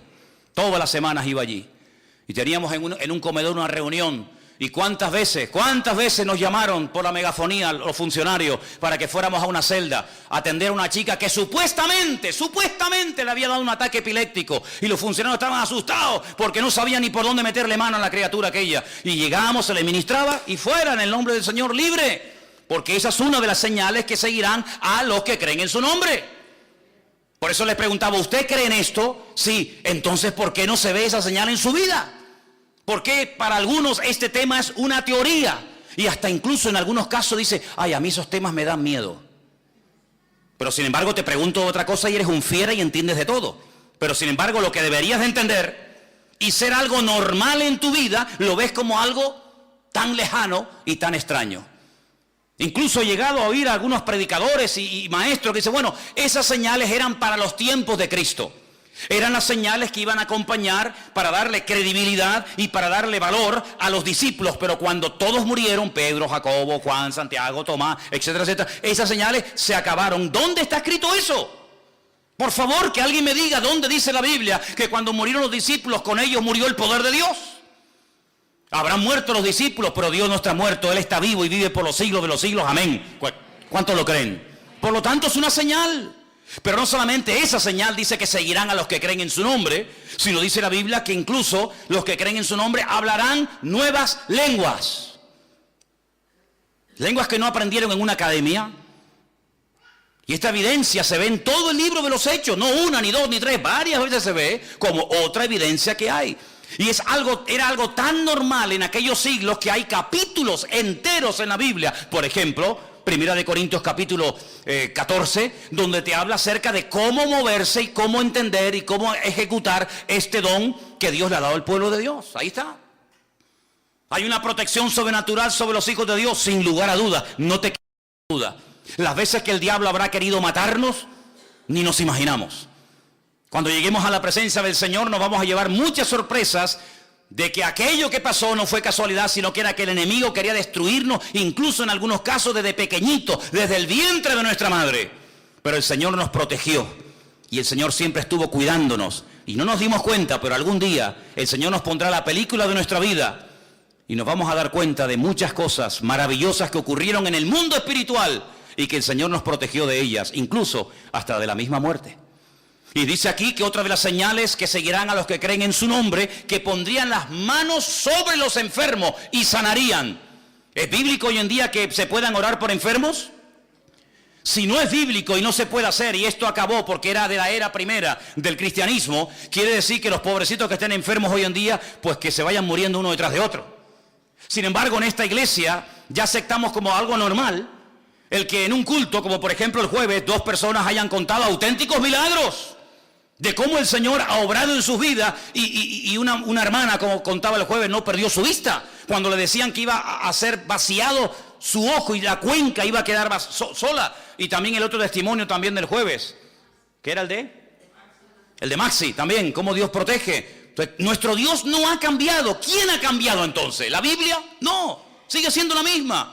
Si Dios no ha cambiado, si la Biblia es la misma, si el Evangelio es el mismo, ¿por qué a veces hay creyentes que no levantan cabeza? Creyentes, acabo de decir, y no me equivoqué. Creyentes, familias de creyentes, que siempre están, cuando no es una cosa, es otra. Cuando no es una duda, es un dolor. Cuando no es un dolor, es una enfermedad. Cuando no es una enfermedad, es una depresión. Y yo digo, no es atractivo el cristianismo que muchos viven. El cristianismo que vivimos nosotros tiene que ser atractivo. La gente tiene que tenernos envidia a nosotros, y no nosotros envidia de ellos. Nuestra vida tiene que ser de tal manera que lo sobrenatural tiene que ser lo normal. ¿Cuántos dicen amén? Lo normal. La paz, el gozo, la bendición. Eso tiene que ser lo normal en la vida de un hijo de Dios. Por eso yo preguntaba, ¿ustedes creen que estas señales siguen en vigor hoy en día? Pero todo empieza, no con las señales, sino con un imperativo. Id por todo el mundo y predicad, ¿qué? El Evangelio. Nunca le dijo el Señor a Isaías, a Moisés, a Abraham o a cualquier personaje de la antigüedad, vayan por todas las naciones predicando. No. Era como una especie de pueblo hermético, donde ellos sabían lo que habían recibido, pero en muy pocas ocasiones no le hacía ninguna gracia, créanme, no le hacía ninguna gracia el abrirse y compartir las bendiciones y el conocimiento de la palabra de Dios con otras gentes. Miren cómo trató, por ejemplo, Eliseo a Naamán. No le hizo ni caso. No le hizo ni caso. Lo cual no fue bueno, lo cual no fue correcto. Que Dios obrara y quisiera un milagro, gloria a Dios. Pero no es correcto que un hombre venga pidiendo ayuda y no vayas ni a la puerta a decirle buenas tardes, bienvenido. Pero era la forma normal. El mismísimo Señor Jesucristo, durante un tiempo en su ministerio, él dijo, yo he venido a las ovejas perdidas de la casa de Israel. Y cuando manda a sus discípulos delante de él, hay una orden que a veces no se percata la gente que la dio, pero dice, no vayáis por caminos ni por ciudades de gentiles. Porque ahora no es el momento de entrar en confrontación con gentiles. Llegará el momento cuando tendréis que ir por todas las naciones, pero ahora yo he venido a algo concreto y específico. Dice, a lo suyo vino y los suyos no le recibieron. Una mujer que no era judía tenía una hija con problemas de tipo espiritual. Ella sabía que su religión iba a ser inútil la ayuda. Y ella insistía, y el Señor se le queda mirando y le dice, oye, no está bien que yo coja un pan y se lo dé a un perro. ¿Cómo? ¿Qué le acabas de llamar? ¿Perro? ¿Sí? Si no está bien que yo coja el pan de los hijos y se lo dé a una perra. Y la mujer dijo, sí, tienes razón. No es normal que se coja un pan, un plato de comida que es para los hijos y se le dé a los perros. Pero también los perros tenemos derecho a comer, aunque sea una migaja. No se ofende porque para ella era normal el trato de desprecio, el trato de rechazo. No era el momento para entrar en territorio gentil. Eso sería para otro momento de la historia. Ella acepta, pero ella dice, bueno, pero por lo menos atiéndeme, hame algo, tírame aunque sea un hueso. Y el Señor le dice, tu hija ha sido liberada en este mismo momento. ¿Qué te parece, amigo?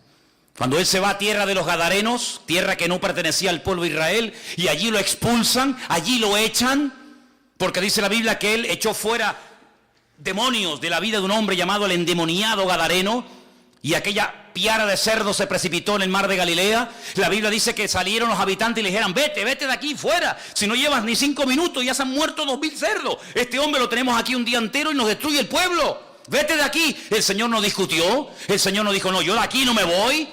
Sino el Señor dijo, muy bien, yo me voy. Pero tú que estás empeñado en venir detrás de mí y en ser un discípulo mío, no te lo voy a permitir, sino quédate aquí y vete por las calles, vete por la ciudad de los Gadarenos y cuéntale cuán grandes cosas ha hecho el Señor contigo. Dejó ahí una luz, dejó ahí un testimonio. Ahora, ese tiempo en el cual solamente a ellos se les hablaba, solamente a ellos se les aparecía el Señor o el Señor les daba revelación, ese tiempo se acabó, amigo. Ya no estamos en ese tiempo, ahora hay un imperativo, ahora hay una orden, ahí la tenéis. Id por todo el mundo y predicad el Evangelio. La pregunta es, ¿y qué es el Evangelio? Porque si la orden es predicar el Evangelio a toda criatura, y ahí vi otras fotos, ¿verdad? Pues, ¿qué es el Evangelio?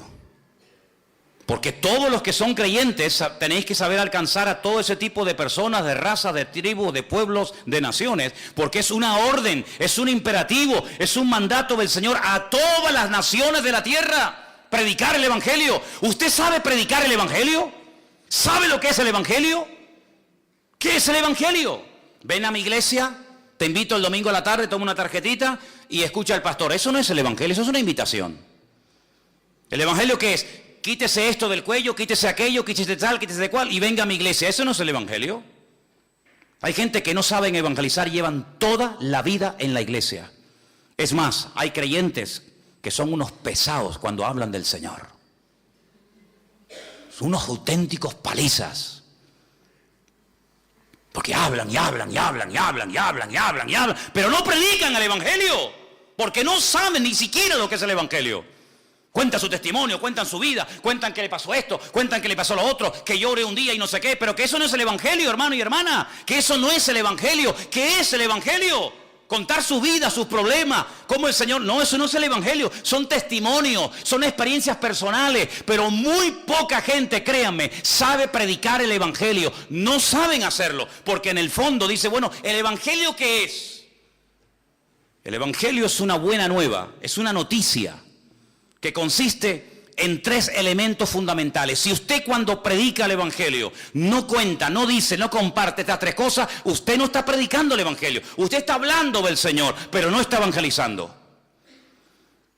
En todo mensaje evangelístico, en todo acto que usted haga para predicar el Evangelio, tiene que hablar sí o sí de la muerte de nuestro Señor Jesucristo. Pero la muerte, ¿por qué? ¿Por qué tuvo que morir Jesús? Si no murió de viejo, no murió de un infarto, sino que murió porque puso su vida voluntariamente para morir. ¿Por qué tuvo que morir? ¿Y por qué de esa manera tan cruel? Por una sencilla razón. Porque cuando Dios creó al hombre en el principio, lo creó sin pecado, lo creó sin mancha, lo creó inocente, lo creó con la libertad de poder acercarse y hablar con su Creador en cualquier momento y a cualquier hora y en cualquier lugar. Pero eso se acabó. Se desconectó el hombre de Dios por el pecado. Satanás vino, tentó al hombre, tentó a la mujer. Los dos cayeron, los dos se desconectaron de Dios. Los dos salieron del gobierno, de la protección de Dios. Y ya no podía hablar el hombre directamente con Dios. Ahora había que presentar sacrificios ¿de qué? ¿De qué? De animales. De animales. ¿Qué pinta un animal en mi relación con Dios? Es que cada vez que vayas y mates un animal, y cada vez que veas la sangre de ese animal derramado, número 1, tienes que entender que sin sangre sin derramamiento de sangre no hay remisión de pecados. La única forma de que el pecado se borre es con sangre. Pero si los animales no borran el pecado, ¿para qué derramar sangre de animales? Es como una pérdida de tiempo, no. Es simplemente una preparación para que cuando se derrame su sangre, que es la única que puede perdonar nuestros pecados, la sangre de Cristo, estéis preparados y sepáis de qué va el tema. Segundo, cuando sacrifiquen un animal, quiero que entiendan que tu parte animal, tu parte carnal es la que ha salido a flote y te ha desconectado de la presencia de Dios. Te has comportado como una auténtica bestia, te has comportado como un animal, y ese pobrecito animal inocente, cordero, oveja o lo que sea, ese animal está cumpliendo un papel sustitutorio, está muriendo en tu lugar, pero no sirve de nada porque la sangre de los toros y de los machos cabríos no puede perdonar los pecados. Es simplemente prepararte psicológicamente, mentalmente, para que cuando se derrame, cuando se ejecute el verdadero sacrificio que es el de Cristo, el Cordero de Dios, que quita el pecado del mundo, lo entienda y no te quedes con la boca abierta diciendo, ¿y esto de qué va?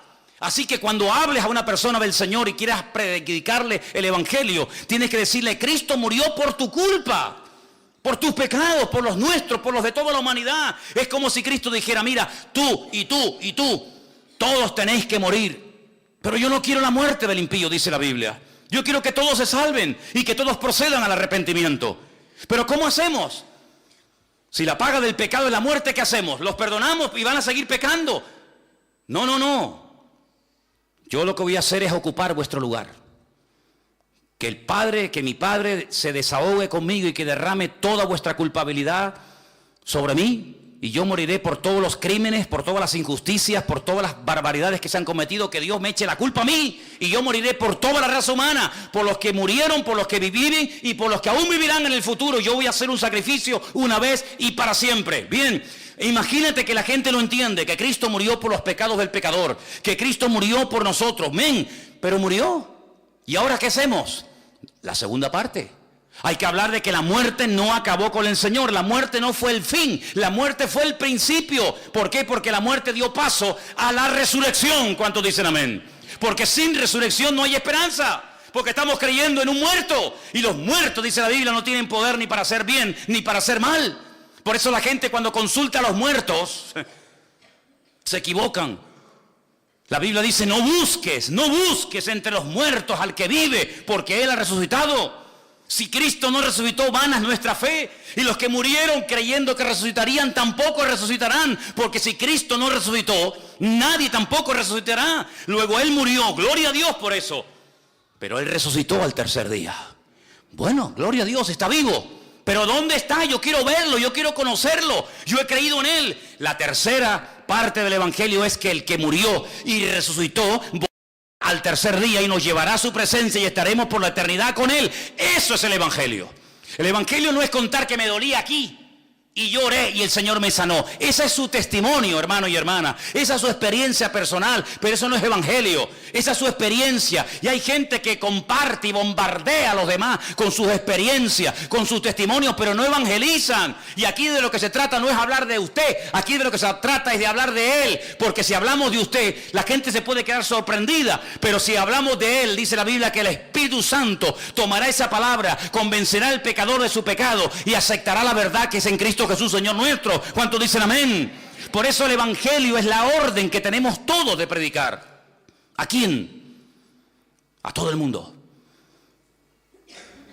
A los de ISIS, a los del Daesh, que cortan cabezas a diestra y a siniestra, a los que violan niños. ¿A ellos sí o no? Porque dice la Biblia, ¿cómo creerán si no hay quien les predique? A los caníbales, sí, hermanos, también fueron en otros tiempos predicadores y misioneros a Guinea, Papúa y a otras partes del mundo a predicarle a los caníbales, y muchos se convirtieron, y también hay que decirlo, muchos misioneros perdieron la vida. Y no sé si ustedes saben aquel caso famoso de aquellos misioneros que fueron a esas islas del Pacífico y fueron devorados por aquellos caníbales. Pero tiempo más tarde esos caníbales se convirtieron al Señor. Y los hijos de aquellos que habían sido asesinados volvieron a aquellas islas y bautizaron y se abrazaron con aquellos que se habían comido a sus padres y a sus antepasados. ¿Por qué? Porque el evangelio tiene un poder transformador, de tal manera que puede ser una persona que entendió el evangelio y aceptó a Cristo. Las cosas viejas pasaron y aquí todo es hecho nuevo. El evangelio tiene que cambiar nuestra forma de hablar, nuestra forma de pensar, nuestra forma de vivir, en algunos casos también hasta nuestra forma de vestir. El evangelio es una revolución por dentro y por fuera. ¿Cuántos dicen amén?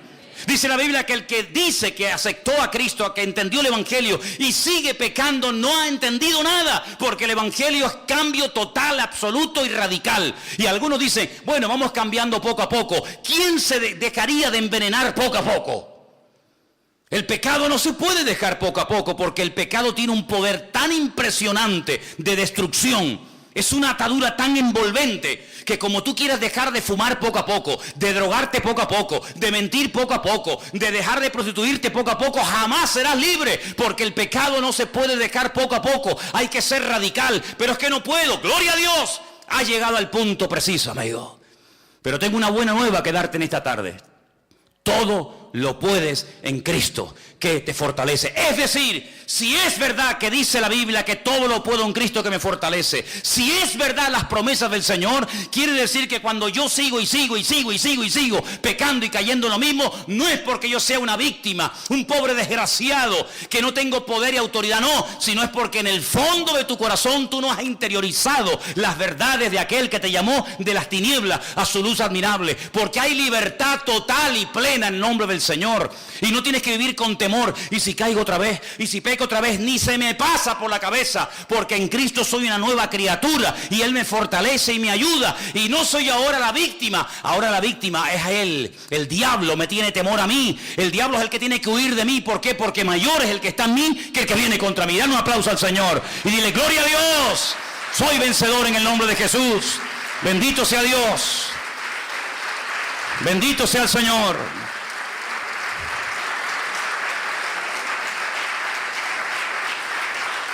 Amplía el radio de acción. Jerusalén, Samaria, Judea y hasta lo último de la tierra. Amplía el radio de acción. Amplía el radio de la audiencia.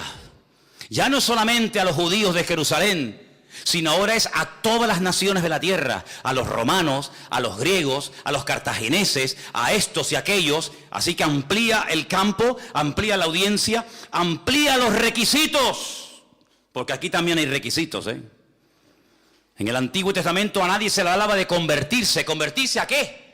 En el Antiguo Testamento se hacían prosélitos. ¿Qué es un prosélito? El que se convertía, el que dejaba sus ritos, el que dejaba su idolatría y se hacía judío. ¿Y cómo se hace una persona judía? ¿Cómo si yo quiero ser judío, cómo hago? Te tienes que circuncidar si eres hombre. Tienes que sumergirte en una pileta que se llama mikvé. Tienes que cambiarte el nombre. Y tienes que dejar tu antigua vida y comenzar a creer lo que dice la Torá, lo que dice la ley. Eso es lo que se hacía. Pero ahora cuando vamos al Nuevo Testamento nos encontramos que dice, primeramente ustedes tienen que creer. Y luego tienen que manifestar esa creencia en público. ¿Cómo? Bautizándote. En el nombre del Padre, del Hijo, del Espíritu Santo nos bautizamos. Como señal pública. ¿Cuándo? En la Biblia al momento, al instante. Y finalmente el Señor amplía el radio de señales. ¿Por qué? Porque si vas al Antiguo Testamento, te vas a encontrar que generalmente Dios utilizaba y hablaba y se manifestaba a través de un profeta. Da igual si fuera Samuel, Jeremías o quien fuera. Ahora, sobre toda criatura, Dios ha derramado su Espíritu. Si la iglesia entendiera, el día que los creyentes de todas las naciones de la tierra entendieran que ya no tiene el Señor un escogido allí en Jerusalén, otro escogido allí en Manhattan, otro ungido en no sé qué sitio, sino que ahora todos y cada uno de nosotros podemos ser instrumento y debemos ser instrumento en las manos del Señor, ese día pondríamos el mundo patas arriba. Pero algunos no terminan de creerse que usted no está en el mundo para hacerse rico. Algunos no terminan de entender que no estamos en el mundo para vivir la gran vida y olvidarnos de que nuestra gran obligación y responsabilidad en el mundo es anunciar las virtudes de aquel que nos llamó de las tinieblas a su luz admirable. Eso es lo que dice la palabra. Y por eso dice que cuando hubo persecución en Jerusalén, los que fueron perseguidos salían y a todas partes donde iban, lo primero que hacían no era buscar la casa, no era buscar el trabajo, lo primero que hacían era predicar el Evangelio. Y claro, eran una explosión de poder de Dios por Samaria, por Judea, por Fenicia, por Roma, por todas partes de la tierra. De tal manera que el reino de Dios se expandía, no a través de 4 ungidos, no a través de 4 super predicadores, no a través de 4 mega iglesias, sino se compartía el evangelio a través de todos y de cada uno de los creyentes. Un diácono de la iglesia, por ejemplo, de Jerusalén, un tal Felipe, que era un diácono, uno que servía en las mesas, uno que ayudaba a la hora de compartir los alimentos, a la hora de la comida. Sí, un diácono, un hermano, sí, muy bien, pero que salió a Samaria y dice, bueno, ya no tengo pastor, ya no tengo iglesia, ya no tenemos culto, ¿y ahora qué hacemos? Pues vamos a hacer el culto nosotros. ¿Dónde? En la calle. Vamos a predicar la palabra, vamos a predicar el evangelio. Y dice que comenzaron la gente a ser liberada, enfermos sanados, gente cambiada por el poder de Dios. Llegó la noticia a Jerusalén. Mandan a Pedro y a Juan, oye, vayan para allá a ver qué pasa con este Felipe, que aquí el hombre era calladito, no hacía gran polvareda, no hacía mucho ruido, pero este hombre llegó allí, se puso las pilas y se convirtió de la noche a la mañana en Felipe, el evangelista, predicando la palabra. Así eran como vivían los cristianos. Pero ¿cómo viven los cristianos hoy en día? Desde que se levantan hasta que se acuestan solamente piensan en una cosa: ¿cómo voy a pagar la luz? ¿Cómo voy a pagar los recibos de la casa? ¿Cómo voy a pagar el alquiler? ¿Cómo voy a pagar esto? Esas son las preocupaciones de los cristianos. Y ahora ha salido un móvil nuevo y un ordenador nuevo y ahora ha salido un coche nuevo. Esas son las tonterías. Sin embargo, en aquellos tiempos había una obsesión. Sí, estaban obsesionados, no me he equivocado al decir esta palabra. Estaban obsesionados con una cosa: llevar a todo el mundo a los pies de Cristo. No tenían los medios que tenemos nosotros. Ay, si Pablo hubiera tenido Skype, si Pablo hubiera tenido Facebook, si Pablo hubiera tenido WhatsApp, madre mía, hubiera sido tremendo. Era el boca a boca. El tú a tú. Pero dice la Biblia que un día Pablo se sentó y dice: todo lo he llenado, desde Ilírico hasta Iconio, todo lo he llenado del evangelio. Y hasta después de muerto sigue hablando, porque dejó la palabra, las epístolas escritas, que siguen siendo de bendición para todos y para cada uno de nosotros. ¿No se desanimaba esta gente? ¿No se deprimían con persecuciones, con matanzas, con fieras de los circos romanos que los devoraban, con mujeres crucificadas, con niños aserrados por la mitad? No se deprimían, no se desanimaban. Parece que no. El fuego de Dios se había metido en sus corazones de tal manera que desde que se levantaban hasta que se acostaban era así: a ver a quién le hablo, a este, al otro. Pablo lo meten en la cárcel. Uy, peor todavía, ganó a toda la cárcel para Cristo. Dice que allá había un preso llamado Onésimo. Y ahí hay un juego de palabras, porque la palabra Onésimo significa útil. Pero él le escribe una carta y dice: pero tú qué haces aquí. No, es que yo soy un esclavo que me fugué de la casa de mi amo. Ah, entonces tú no eres Onésimo. Tú no eres una persona útil, tú eres un inútil. Tú tienes que volver a la casa de tu amo. ¿Cómo se llama tu amo? Mi amo. Dímelo, no tengas miedo. Mi amo se llama Filemón. Filemón. Pero si yo abrí una iglesia en la casa de Filemón, tú eres esclavo de Filemón. No te preocupes, espérate un momento. Pablo escribe una carta y dice: Filemón, Aquí te mando a este que te fue un inútil, pero que ahora te vas a ser útil, porque yo le he puesto las pilas. Ahora te es útil a ti y a mí. A mí me gustaría quedármelo aquí conmigo porque me viene bien, pero te lo voy a mandar porque tiene que dar la cara y arreglar los platos rotos que ha quebrado, los tiene que arreglar. Te pido por favor que lo recibas como si me recibieras a mí. Yo sé que tú lo vas a recibir porque me vas a hacer caso en todo lo que yo te digo y vas a hacer más de lo que yo te digo. Y una cosa, Filemón, si en algo te defraudó, ponlo a mi cuenta. Si te robó, que seguramente te habrá tenido que robar algo, porque si no, ¿cómo llega hasta Roma? ¿Quién le pagó el pasaje? ¿De qué ha comido? ¿Dónde ha vivido el tipo este? Si algo te robó, ponlo a mi cuenta, pero escúchame una cosa, no te olvides que tú a mí también me debes mucho. Dios te bendiga. Es tremendo, ¿eh? Pablo, que cualquiera le va a pasar la factura a Filemón o a Onésimo. ¿Qué te parece? Dice, y este lo he engendrado en mis prisiones, hasta pariendo en la cárcel para el Señor. No te ofendas por la palabra que te voy a decir ahora, pero ¿cuándo fue la última vez que pariste? Pariste un alma para Cristo. ¿Saben? Hay hermanos que nunca han tenido esta experiencia. Hay hermanos que nunca han tenido el gozo de decir, a esta persona yo la hablé en la calle o donde sea y lo llevé a los pies del Señor y hoy en día está sirviendo al Señor, predicando, cantando, adorando. Hay muchos, miles de creyentes en España, lamentablemente, que nunca han tenido esa experiencia. Y yo digo, ¿será imposible? No, es que ni siquiera se lo han planteado. Así que, amados hermanos, esta orden está en pleno vigor. Id por todo el mundo y predicarle. Pero hermano, yo no puedo ir por todo el mundo. Vale, no te preocupes. ¿Cuál es tu mundo? Todos tenemos nuestro mundito. Hay gente que su mundo es su carnicería. Otros, su mundito es su estanco. Otro, su mundito es, cada uno tiene un mundo y en ese mundo tú ejerces una influencia. Hay gente que tú conoces que yo no conozco y viceversa. Gente que todos los días saludas y le hablas y nunca le has dado ni una tarjetita, ni un folleto, ni lo has invitado, ni has orado por él. Y te enteras que la mujer lo engañó, te enteras que el hijo se metió en la droga, te enteras que el otro día se murió un familiar de él. Hermano, aprovechemos las oportunidades, no seamos ovejas estériles y cristianos mudos. Es una tragedia.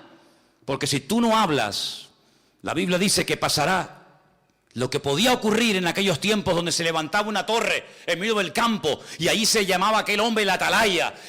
Al horizonte, el que veía si venía el enemigo. Y dice la Biblia que tenía una pequeña trompeta, un cuerno, y cuando él veía venir al enemigo en el horizonte, él la hacía tocar y decía, muchachos, prepárense que viene el enemigo. ¿Y cómo viene? Vienen armados hasta los dientes.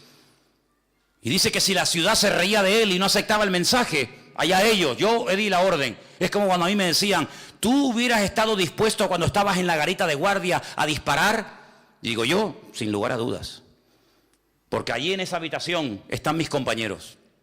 Y si alguien venía a matar a mis compañeros, y en aquellos tiempos había muchos atentados en la ETA, y en uno de los cuarteles que yo estuve se hicieron varios atentados, y no tenía la menor duda, porque mi obligación era defender a mis compañeros. De hecho, una noche cuando me tocó, entre 3:30, la tercera imaginaria, me tocó ir a revelar al que estaba en la garita. ¿Saben el famoso santo y seña, no? Garita, santo y seña. Me dice,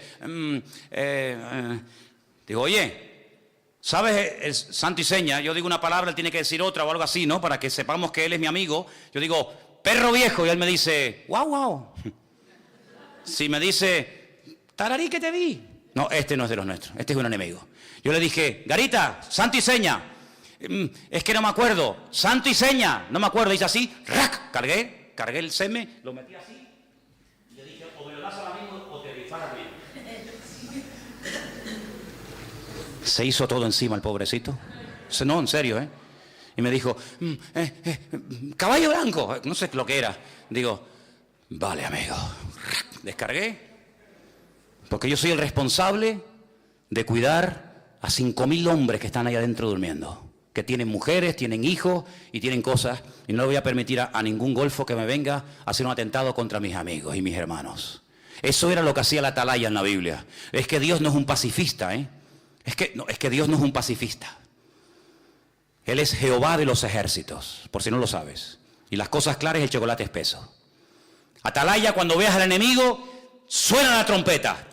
Que se ríen de ti, la sangre de la ciudad no se te demandará. ¡Ay, amigo! Pero la Escritura dice en el libro del profeta Ezequiel, si el atalaya se queda dormido, y no da la voz de alarma. Y viene el enemigo y mata niños y mata mujeres y viola a un montón de personas. La sangre de toda la ciudad la demandaré de ese hombre, porque ese hombre no fue responsable, fue un irresponsable. Y toda una ciudad murió por culpa de uno.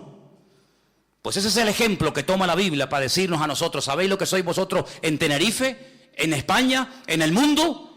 Atalayas, responsables de decirle a toda esta generación que no sabe ni por dónde ir, ni a quién creer, ni a qué agarrarse. Señores, ay, cómo me gustaría a mí hablar con el coleta. Cómo me gustaría hablar con el coleta, Este demonio disfrazado de oveja, porque eso es lo que es, un demonio disfrazado de oveja. La cosa buena que tiene es que las cosas que quiere hacer las dice. Pero me gustaría decirle a este, no, y también al otro, al de barba, a ese también, y al otro, y decirle: mira, vengan para acá. ¿Saben por qué ustedes sois incapaces? Y la imagen que estáis dando es vergonzosa a nivel nacional y a nivel mundial, porque los cuatro le habéis dado las espaldas a Dios, porque todos los mismos le habéis dado las espaldas al Creador, y en vez de doblar la rodilla, y en vez de buscar a Dios, y en vez de ir a las iglesias y pedir ayuda y sabiduría de parte del Señor, estáis peleando entre vosotros y vais a llevar entre todos el país a la ruina. ¿Pero por qué? Porque no creéis ni os agarráis al Señor, porque dice la Biblia: si alguno tiene falta de sabiduría, y evidentemente lo que falta en España es sabiduría, pero de la buena, pídasela a Dios y el Señor se la dará abundantemente y sin reproche. Pero como no quieren dar su brazo a torcer, porque están peleando el uno contra el otro, en vez de buscar el bien común, en vez de buscar de Dios, así nos va. Y ahora tendremos otra vez, Dios mediante, que ir a elecciones, y 280 millones de euros nos volverán a costar las dichosas elecciones, y volverá a pasar lo mismo. Cuando en un minuto, en la presencia del Señor, se podría arreglar todos los problemas y dificultades, pero tiene que haber mucha humildad. Y tiene que haber no dureza de corazón, como dice aquí, no incredulidad, sino humildad de decir: Señor, no podemos, sí podemos. No, tienen que decir en sus mítines: no podemos, no podemos. Eso es lo que tienen que decir, no que podemos. Podemos, habéis demostrado que no podéis nada. No podéis ni poneros de acuerdo entre vosotros mismos. Y queréis arreglar un país. Pero hermanos, cuando un jovencito pastor de ovejas, cuando un don nadie aparentemente, el Señor lo ungió, el Señor lo levantó, fue un rey poderoso, fue un hombre usado por el Señor. ¿Por qué? Porque diga el débil: fuerte soy. Y cuando buscamos del Señor y nos agarramos al Señor, el Señor nos da sabiduría, nos da poder, nos da autoridad, y tenemos al enemigo a raya. Y eso es lo que tenemos que hacer, decirle a esta gente: mira, lo que tenéis que buscar es de Dios. ¿A cuántas iglesias han venido a pedir oración estos cuatro? ¿A ninguna? Pues si viven en desorden, si algunos de ellos están viviendo en desorden. Y una persona que vive en desorden, Dios no lo puede usar. Dios no puede bendecir a un político, me da igual si se llama político, pastor, evangelista, orden, que no sabe poner en orden su vida privada. Vas a intentar poner en orden la vida de un país. El que no es fiel en lo poco, tampoco puede ser fiel sobre lo mucho. Si te doy un billete de 50 euros y me lo pierdes o te lo gastas en chucherías y en boberías, ¿te voy a dar 500? ¿Estamos locos o qué? Cristianos sí, pero bobos no. Y por eso dice la Biblia que tenemos que predicar el Evangelio, porque nadie lo hace, porque nadie lo dice. ¿Quién predica el Evangelio? ¿Dónde se oye predicar el Evangelio? En ninguna parte. Pero amados hermanos, ha llegado un momento histórico. Es nuestro momento. Y mañana cuando salgan por las calles, cuando vayas a la universidad, cuando vayas a trabajar, cuando vayas a donde vayas, mentalice, tu primera prioridad no es buscarte los garbanzos, tu primera prioridad es buscar el reino de Dios y su justicia y predicar la palabra. Y te digo más, si tienes tiempo libre, aprovéchalo. No estés todo el día rascándote la panza, mirando al techo y quejándote, sino di: Señor, gracias porque hay algo que yo no puedo comprar con dinero, que es el tiempo libre. Y tú me has dado tiempo libre para alcanzar personas que están ahora mismo pensando tal vez en quitarse la vida. Y termino diciendo algo. Imagínate una ama de casa. Estaba en su casa el otro día limpiando los platos, maquillándose. No, perdone si lo hago mal, es que yo nunca me he maquillado. Maquillándose, no sé si se empieza por aquí o por allá. Miriam me ha explicado varias veces, pero ni quiero aprender, ni me interesa. Se estaba maquillando, se estaba poniendo los pantalones, los calcetines, estaba viendo la televisión y de repente, en segundos, se cayó el edificio. ¿Pero quién iba a pensar en eso? ¿Que se va a caer un edificio? ¿Dónde? Aquí en Tenerife. ¿Dónde se cayó un edificio? En Tenerife. ¿Pero dónde? En la zona turística. Un edificio. Estamos locos. ¿Cómo se va a caer un edificio? Sí, se cayó un edificio. Sí, lo sabéis, ¿no? ¿Pero quién le iba a decir a esa señora, a ese hombre, a ese extranjero, que también había algunos? ¿Quién le iba a decir que iba a estar en un piso una mañana tranquilo, sin un ataque terrorista, sin una bomba, sino así, ¡pum!, de golpe y porrazo se le iba a venir encima al edificio?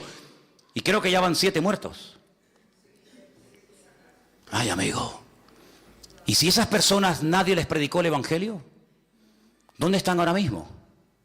¿Tendrán posibilidad en la muerte de arrepentirse de sus pecados y pedir perdón a Dios? Pues yo sé que te gustaría. Algunos dirían, hombre, no hay otra oportunidad, yo te tengo que decir lo que hay. No. Es decir, que la persona solamente tiene en la vida esta vida para reconciliarse con Dios. No hay reencarnación, no hay segunda, tercera o cuarta oportunidad. No. Pero es que en el budismo, es que yo no soy budista, yo soy cristiano. Si te gusta más el budismo, pues ya sabes lo que tienes que hacer. Cada uno que se busque su camino. Pero la Biblia dice, está establecido por Dios que todos los hombres mueran una sola vez, y después de esto el juicio. Hebreos 9:27. Luego, si ahora no aprovecho mi oportunidad, si ahora me río, si ahora paso de todo, como en los días de Noé, amigo, nunca tendrás otra oportunidad para reconciliarte con Dios. Entonces quiere decir que puede ser que yo me esté todos los días rodeando y hablando con personas que Dios las puso en mi camino, y yo nunca me atreví a hablarles del Señor, y yo, como el atalaya del barrio, como el atalaya de la universidad, como el atalaya de ese trabajo, yo no le hablé, y esa persona puede ser que se condene eternamente por mi culpa, porque yo no le hablé del Señor. ¿Es esto así de crudo? Entonces esto es más serio de lo que yo pensaba. Es que el evangelio es muy serio. Es que el evangelio no es para señoritos. Los señoritos están en los cortijos en Andalucía y montan a caballo, tienen una garrocha, ¿verdad? Y van así. Y llevan a la señora atrás con las piernas así. Los señoritos sí, pero en las iglesias no hay señoritos. En las iglesias hay guerreros. Y los guerreros a lo que se dedican es a guerrear. ¿Contra quién? Contra el diablo y contra los demonios. Y esa es nuestra obligación, ir por todo el mundo y predicar el evangelio a toda criatura. En esta semana tienes que hablarle a alguien del Señor. Ora. Esa persona ya está ahí preparada. Esa persona ya está ahí buscando de Dios. Pero nadie se ha atrevido a acercarse. Y quiero solamente decir un detalle más. Un hombre, uno solo, en un desierto. ¿Quién encuentra un hombre en un desierto? Es como una aguja en un pajar. Bueno, hay gente que es tan gafe que se sentó encima del pajar y se pinchó con la aguja. Pero bueno, es de todo en la vida. Un hombre en el desierto, solito. Pobrecito, había viajado desde Etiopía hasta Jerusalén. Yo no sé si hablaría hebreo, no tengo ni idea. Pero cuando llega a Jerusalén, dice que va para adorar a Dios. Pero si tú eres etíope, tú eres hombre de color, tú eres eunuco, tú eres gentil, a ti no te van a dejar ni entrar a la puerta, muchacho. Pero igualmente voy a subir porque yo quiero adorar a Dios. Yo no sé cómo hizo, pero seguramente pagando una inmensa cantidad de dinero logró comprar un trocito del pergamino del profeta Isaías. Mira qué bueno, el capítulo 53. Todo el libro no, porque no, pero un trocito. Y cuando volvía leyéndolo. Yo no sé si es porque no entendía muy bien el hebreo o por lo que fuera. Dice que leía y no entendía nada. Y de repente el Señor le dice a Felipe, aquel que les acabo de comentar, que estaba en Samaria en medio de una vorágine, una campaña alucinante: Felipe, vete al desierto. Y no dice, yo ahora no puedo ir. A ver, ahora al desierto. ¿Y al desierto para qué? No puedo ir mañana. ¿Y por qué tengo que ir yo? ¿Por qué no mandas a este? Además, al desierto, yo me acabo de comprar una casita ahora. Yo no voy a ir al desierto ahora, más a mí el calor me mata. Ahí se va Felipe, el obediente, al desierto, en obediencia. Nunca te vas a equivocar por obedecer al Señor. Aunque te mande al desierto, es mejor irse en obediencia al desierto que en irse en rebeldía a un lugar donde aparentemente hay de todo. Y dice que de repente ve que viene un carromato a lo lejos de un hombre. Claro, él sabe perfectamente lo que está leyendo, porque este es convertido, este es judío, este sabe. Y oye, como cordero fue llevado al matadero y no se le hizo justicia y tal. Dice, ay, está leyendo el profeta Isaías, el capítulo más mesiánico de toda la Biblia. Fíjate qué mesiánico es, que hasta el día de hoy en muchas sinagogas se prohíbe leer ese capítulo, porque es demasiado mesiánico. No lo dejan leer. Porque el que lea ese capítulo o tienes que ser cabezón o te conviertes sí o sí. ¿Tú entiendes lo que lees? Y le dice el etíope, ¿y cómo voy a entender esto si no hay alguien que me lo explique?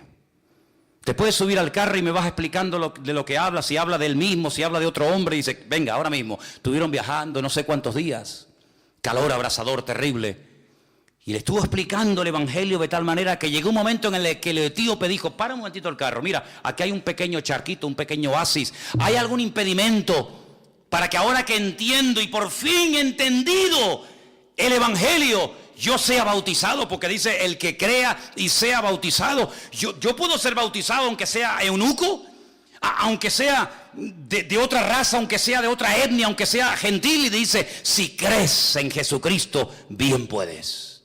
Los dos dice que descendieron al agua, lo bautizó, y en ese momento dice la Biblia algo increíble. Yo sé que tú lo crees, porque si no ya me contarás. Dice que el Señor arrebató a Felipe, nunca más se volvieron a ver el uno al otro. Felipe apareció en la otra punta del país, en Azoto, pero dice la Escritura, y quédate con esto, y siguió el etíope gozoso su camino. ¿Y cuál es el país de África donde en aquellos tiempos había más cristianos y más creyentes? En Etiopía.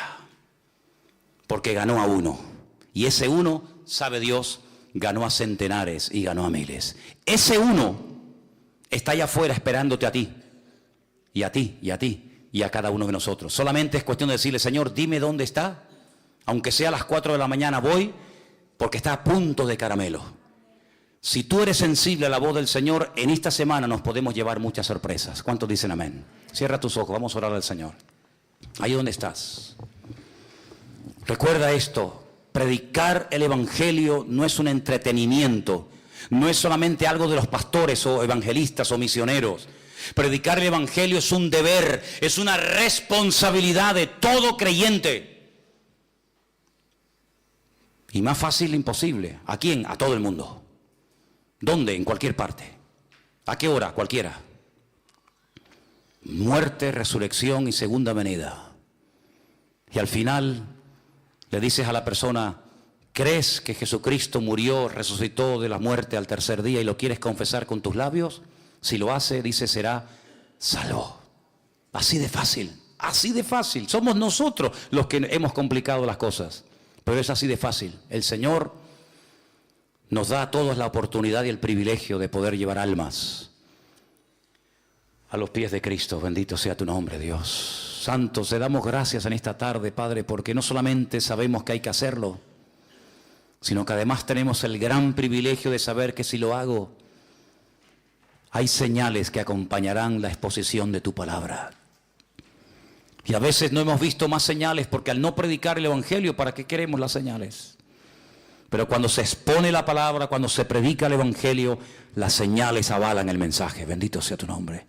Y pedimos, Señor, que pongas en nuestros corazones el fuego de Dios, el fuego santo de Dios, para ganar almas y tener el honor de poder parir y llevar personas inconversas al conocimiento de la verdad. Gracias te damos, Señor. Danos mucha sabiduría para que podamos, Señor, cumplir con nuestra gran comisión, la gran misión, el gran mandamiento dado por el Señor a toda la iglesia, ganar el mundo para Él. Aleluya.